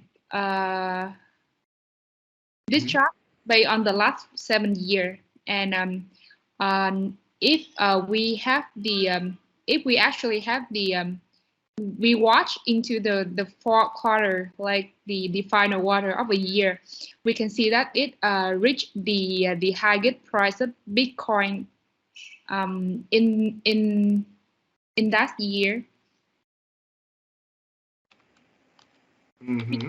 I have watched Bitcoin price for very long. a long time. So So you see something like that. Okay, that's good. Anyway, thank you. Because I talking about the seasonality problem of the Bitcoin and other cryptocurrency, they still be the very important pattern that all the trader really want to see. So if they really predict, they can predict for about the price. So and see like if there is seasonality in that, they can know like what exactly the time for us to be in the beginning of the downtime, and this should be the good time to sell, right? And what could be now we are should be in the beginning of the upward trend, so which is good time to sell, to buy some new. Yeah, thank you a lot. So but actually you can take it more easily. Oh, anyway, like that's good point. Yeah, I give you like an extra credit. Okay. Right. Extra for Nhàn. or maybe the storm that come to Vietnam. The storm, number of storm, that's good. Anyway, yeah. And over here, I give you guys the example of the U.S. natural gas consumption. That's will be have been recorded by the EIA. That's will be Energy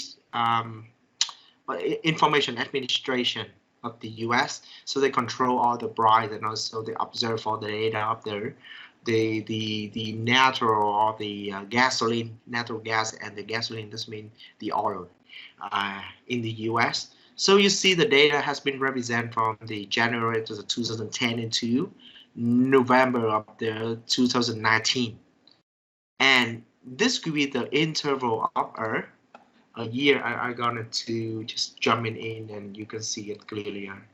Okay, and jump it.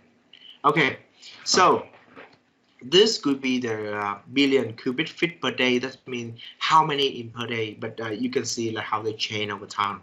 So like for example in 2010 and 2011, it have a significant drop from the beginning of the year into the middle of the year, and then they one more time go up again in the end of the year, and at the beginning it drop out one more time in the kind of the drop that means in the lowest bottom of the data, and then one more time it break the peak and go down one more time, and break the peak and go down one more time, and one more time. That's the reason why I talk about the natural gases consumption.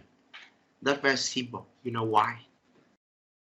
You know why it happened here in the U.S. natural gas consumption that repeat and repeat the seasonality all the time like this? Anyone? Because of the snow. Because of the snow? Why?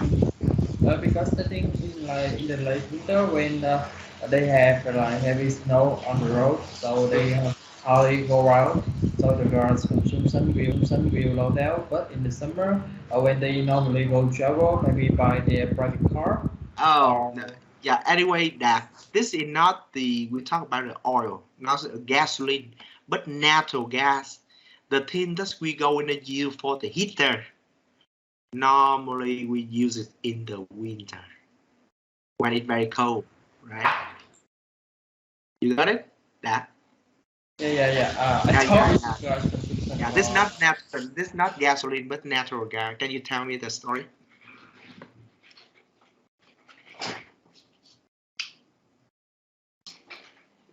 That. Okay, I think it's still almost the same like in the winter. Actually, it's like around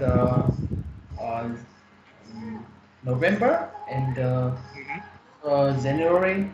I think it's where the time when the winter comes, and that's like almost the beginning of the spring. So the temperature is still pretty low. So they increasing the use of heater, but during the summer they barely use that, but I think they mostly change to your air conditioner. So, yeah. consumption of natural gas for the heater will go down. Yeah, that's a good point. That's a good point. Yeah, thank you, Dak. That's very good. Yeah, one extra credit for you. It's okay. I will prepare for you a good one. Okay, and that's very true because we're talking about natural gas, right? And my hint would be talking about the time when we most of the time we use for the heater we want to warm up for our kind of apartment or the house.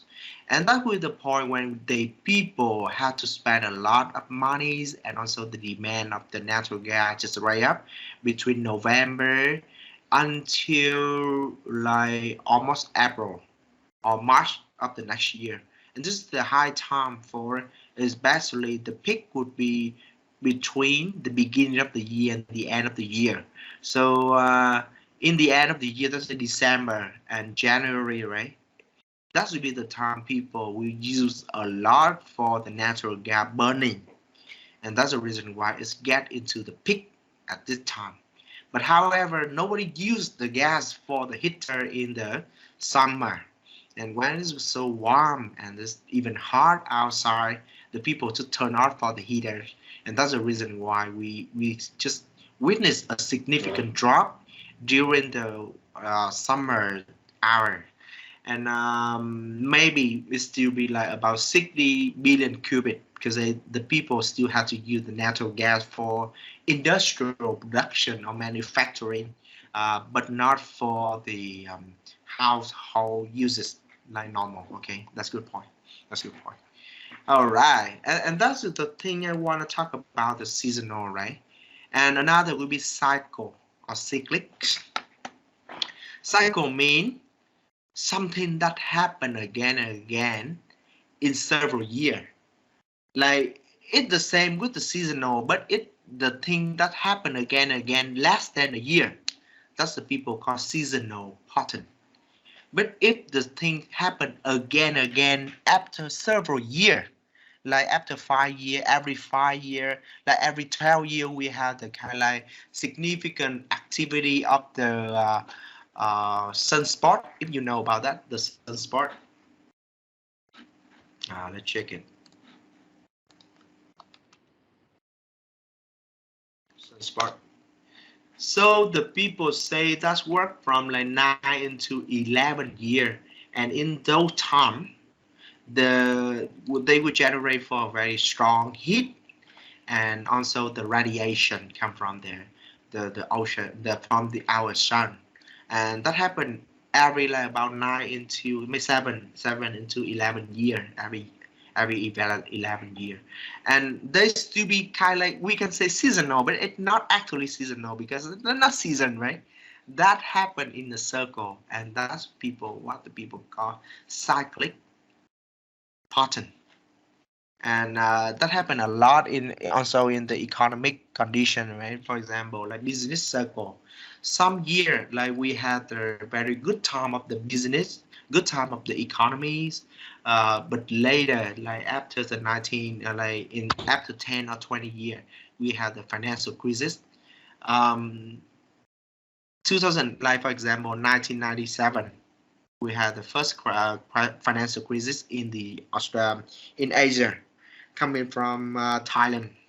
And then in 2008, about 10 years later, we had the new financial crisis in America, if you still remember.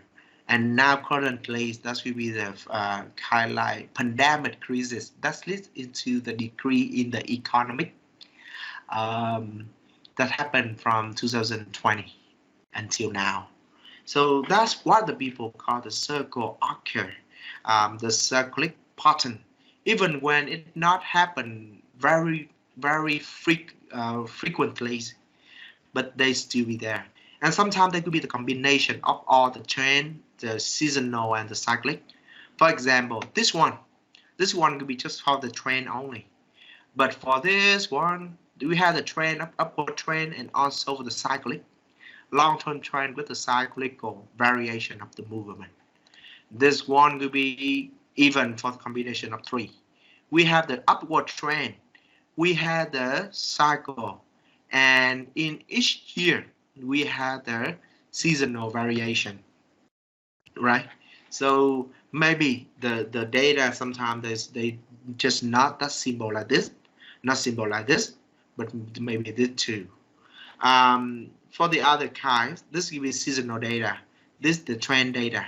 This is the combination between trend and the seasonal data. This could be the seasonal and the error, like random errors. So they not just happen in the same way. They not will happen with the same magnitude, but they change over time. Okay. All right. And that's what the three main time series pattern. And when you do the analysis, you have to be very careful about them. Okay. Now let's just do it with the next chapters. Next chapter, but the next section of the seasonal plot and the seasonal series plot. Basically, they the same. They with the seasonal plot. That means instead of trying to generate all the data in the same graph, all the data in a consequence of the series of data, we can separate them into the different sections. For example, we put them all the data of 2001 into just one line, and we can see how they change over time. And we repeat it again with all the data of the year, and we can see like how all the pattern change in the season. For example, with the anti-diabetic drug cell that we go into just deal with them right after this, you see like there a big drop in from January into February, and later everything goes straight and they're stable. But however, we see a kind of significant increase in the end of the year from November into December, and that happened a lot.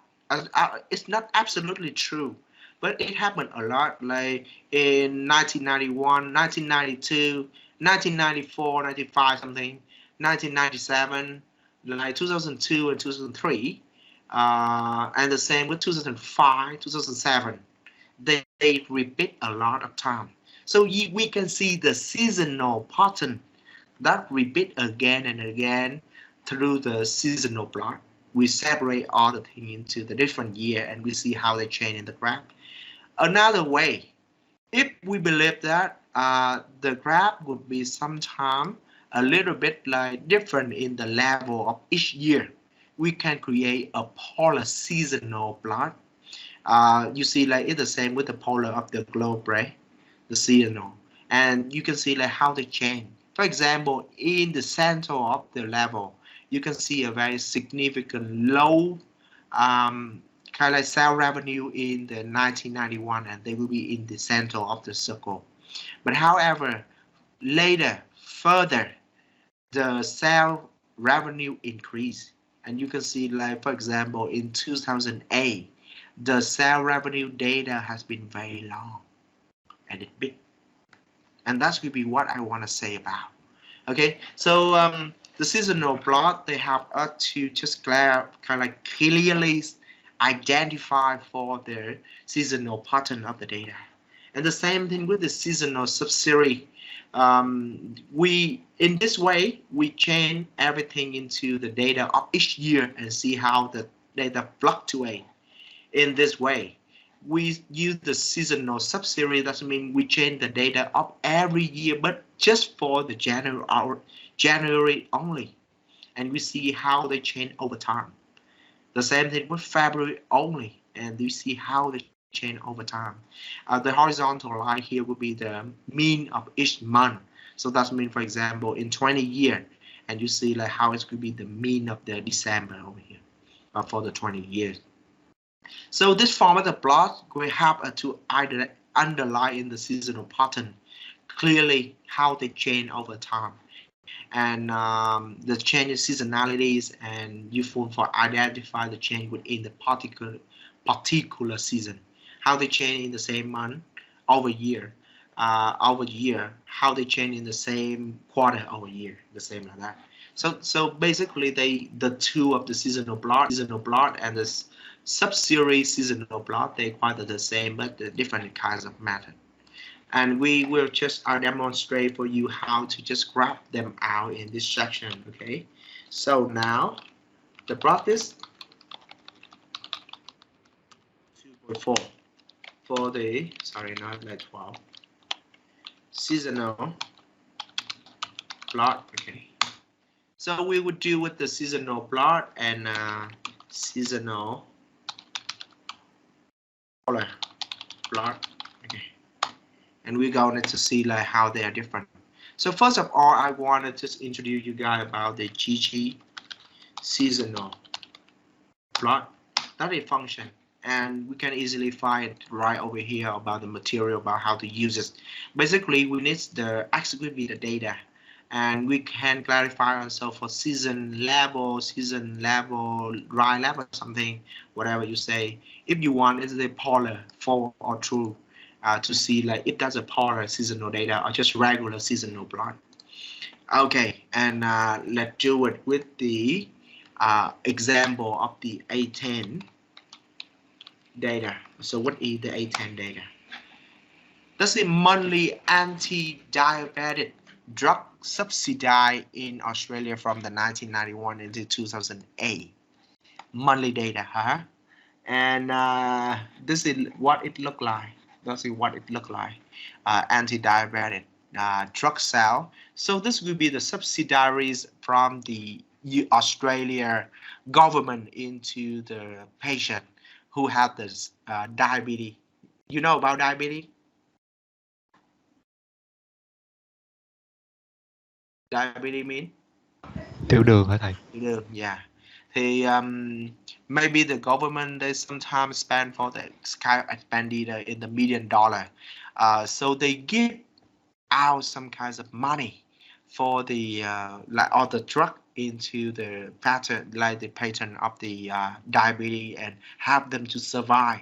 Because like for the other drug and the medicine for diabetes, they might be very quick, like costly. So we need a subsidy from the government to do it, and we see like how does it change over time, and what does it mean? Okay, now to check for it first. So I want to see the A10 first. Oh, and that a lot, but the data has been separated from January to December, from the 1991, July of 1991 until 2008, June, okay? And it looked like all the data get increased over time. I want to see it. I want to see it first. So what I gotta do, man? So first of all, I will try to just see it like, yeah, I do it with the my A10 data, and then I use the pipeline function, and I use to put in like autoplot to see how they change. Okay, this would be the point. What you can see from the pattern of all the data. Anyone? If not clear, I put it in some other layer. Okay, I put in like for the GG title. Okay, and I say this will be the Australia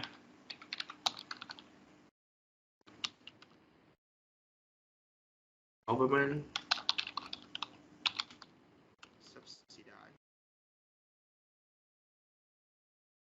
subsidy, right?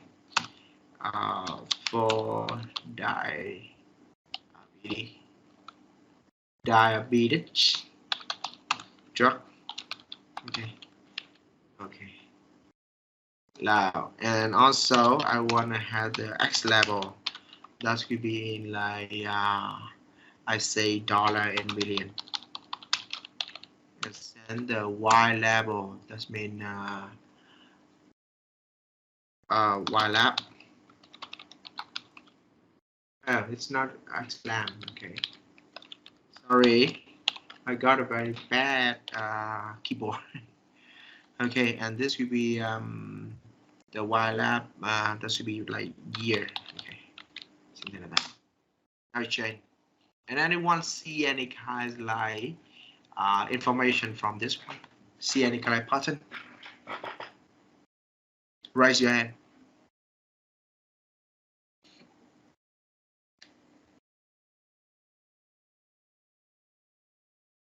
Chất Đạt anh nhàn. Ok đấy. Đạt.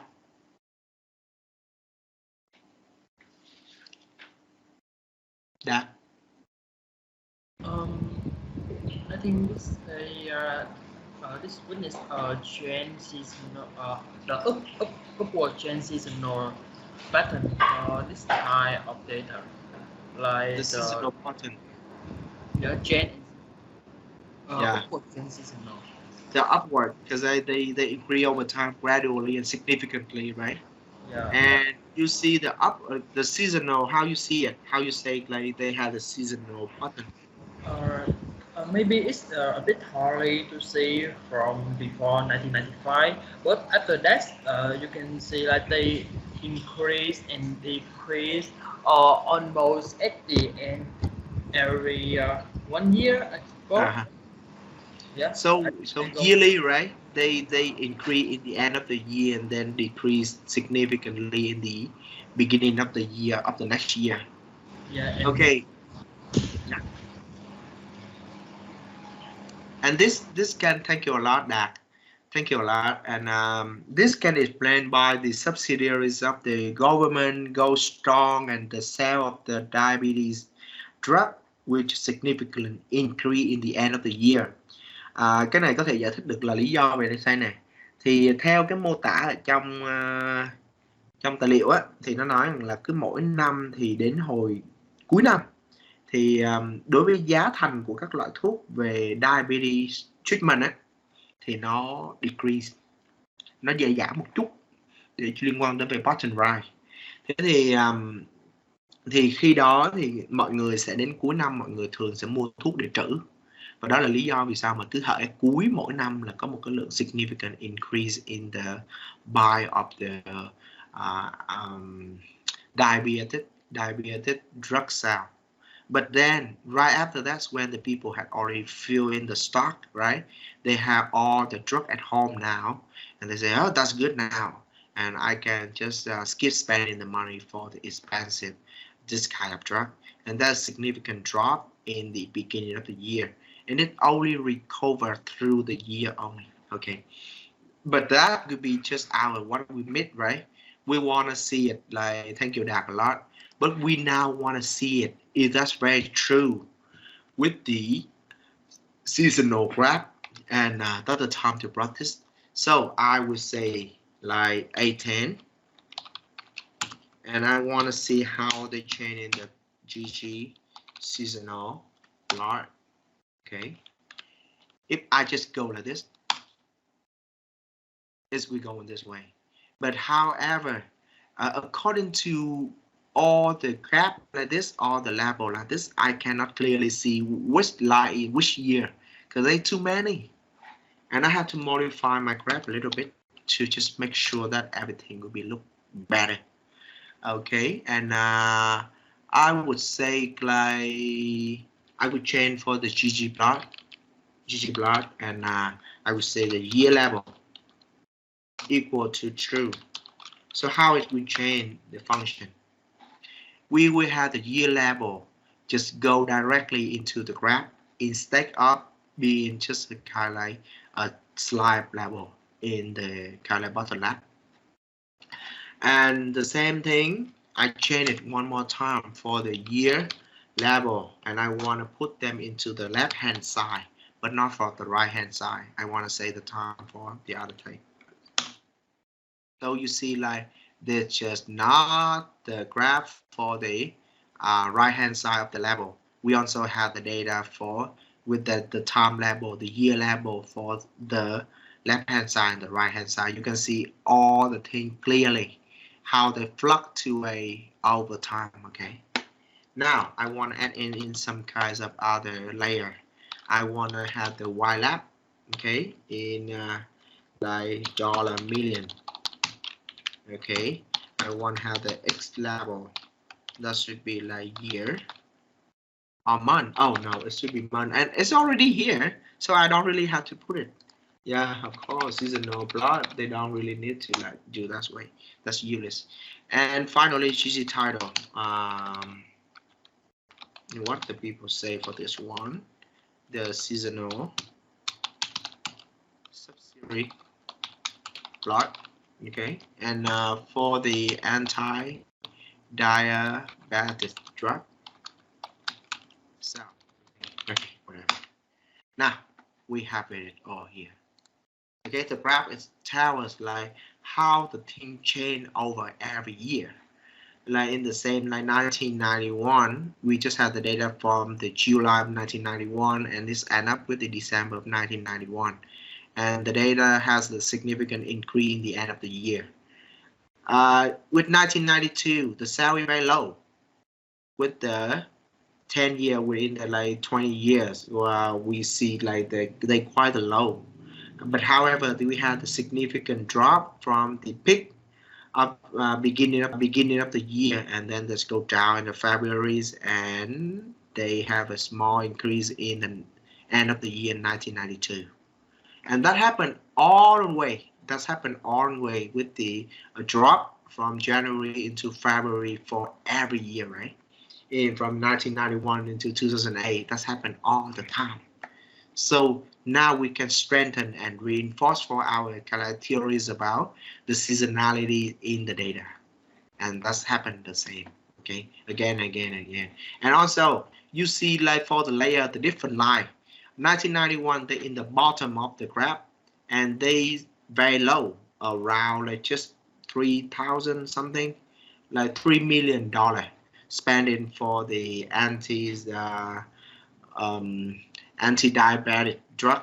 So the spending for this year is still very low.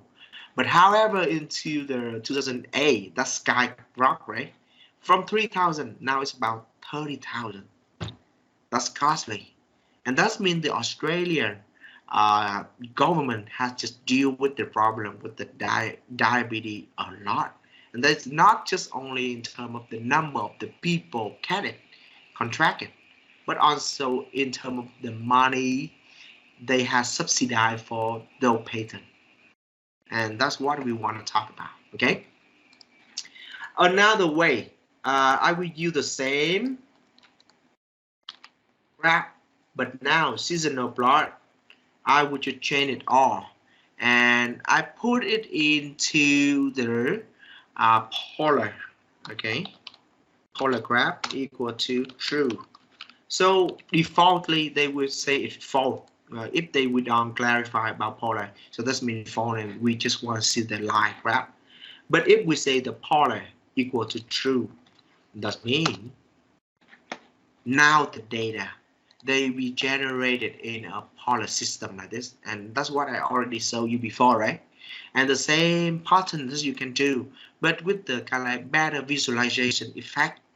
If you put into your report, I just recommend you guys to deal with the polar graph like this. That's much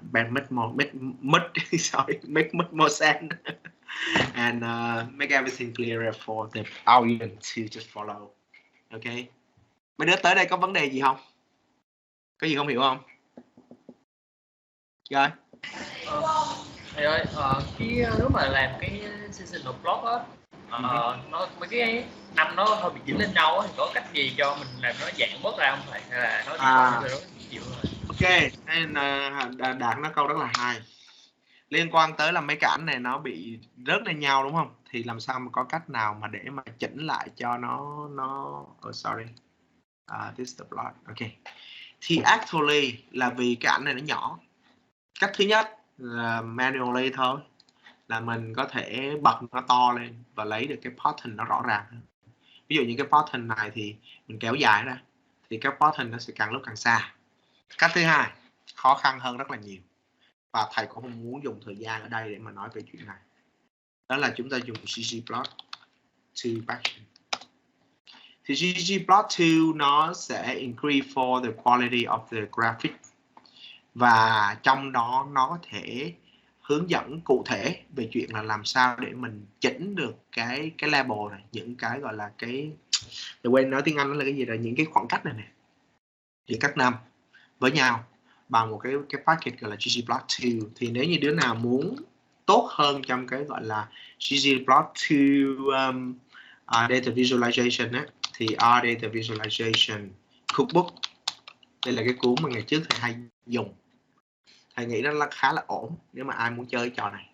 Thì cuốn Geographic Cookbook nó sẽ như thế này. Nó nhìn nó như thế này này. Hoặc là cuốn này. thì đây cuốn này thì nó sẽ hướng dẫn rất là kỹ về chuyện làm sao mình modify toàn bộ cái graph này, nhưng mà nhìn chung là nó khá là dài, cái syntax nó khá là dài để mà mình chỉnh nó được, nhưng mà basically là mình làm được nha. Rồi, any other question? No, mà it's going to be something for the data visualization class. How to scope this one. Any other question? No? Okay, fine. Now, let's deal with the practice. We grab it up very quick. The practice of the 2.5, okay? And this one will be the sub-series, the seasonal sub-series plot. Okay, and we put it all. Now, one more time, I do it with the same one. And if you want to ask about like what could be the seasonal sub-series, sorry, that should be GG. All the time they will start with the GG seasonal sub-series plot. Okay, and if you want to see how it's run and all the syntax of them and the element on this should be available here. Okay, now let's check it and do it with our A10. So A10, and one more time, I want to generate, sorry, that's not 10, A10. One more time, generate for GG sub-series plot, and maybe just that. And I put in all the other kinds of like YLab and GG plot, GG title, they're the same. Okay, if we generate for the graph, it's over here. That's what we can see over here. All right, and you see, like, still one more time, January of every year. This will be start from 1991, right, into 2008, and start from 1991. They increase over time, and that happened all the time, and again with February, March, April. That represents a significant increase in the data. However, still the January, they still have the high gap mean value, and also for the other kinds of like value in general compared to the other month of the year, and that can represent it for like a significant seasonality in the increase in the Januaries of the year for the sales drug of the drug. Okay, and that will be the point. So for the previous one, okay, for the previous one, I told you that's all the data separated in each year and how they change over in this year. With this one, everything changed according to the data of each month and how they change in the month over the time of 20 years, something like that. And that's up to you. So like what types of graph does you feel more comfortable to generate for the graph, and which one can be more persuasive. You want to pursue for your audience about what is your intuition and your idea and your explanation about the graph and the time series. Use the proper graph. That will be the point. Okay, and that will be the end of the today section. So I just want to make it like very clear about this first. And in the next class, we still have other kinds of section about scatter plot, the last plot, autocorrelation, and how we can generate for the Y nodes. This could be what we're going to do in the next week. Any question about the problem of today? No, I think so far so good. You good? Okay. All right. So some same point about the thing. Here will be the card. Now, remember about what you're gonna do this week. Remember, you have to submit for your R script submission. So what I asked you for would be, I want to see some kinds of like explanation when you use for this symbol to explain about what the codes will be used for. And I want to see you guys how to just generate all the graph and the function. You can copy it from the book, but I recommend you guys to just type it by yourself. Okay, because you guys will be the coding guy. You have to be willing to do it. And it takes about just 30 minutes to finish all the coding. So it will not take too much time. Next week, remember, I have already assigned for you guys for the week practice. Go into the book section, okay? Go into the book section and go into the exercise 2.10. So please just do it for me. Each of you, and in the next week, prepare for the code for this exercise and just present it into ourselves. Like you can share the screen and just run the code in front of all the class members and just tell me what you see from the graph.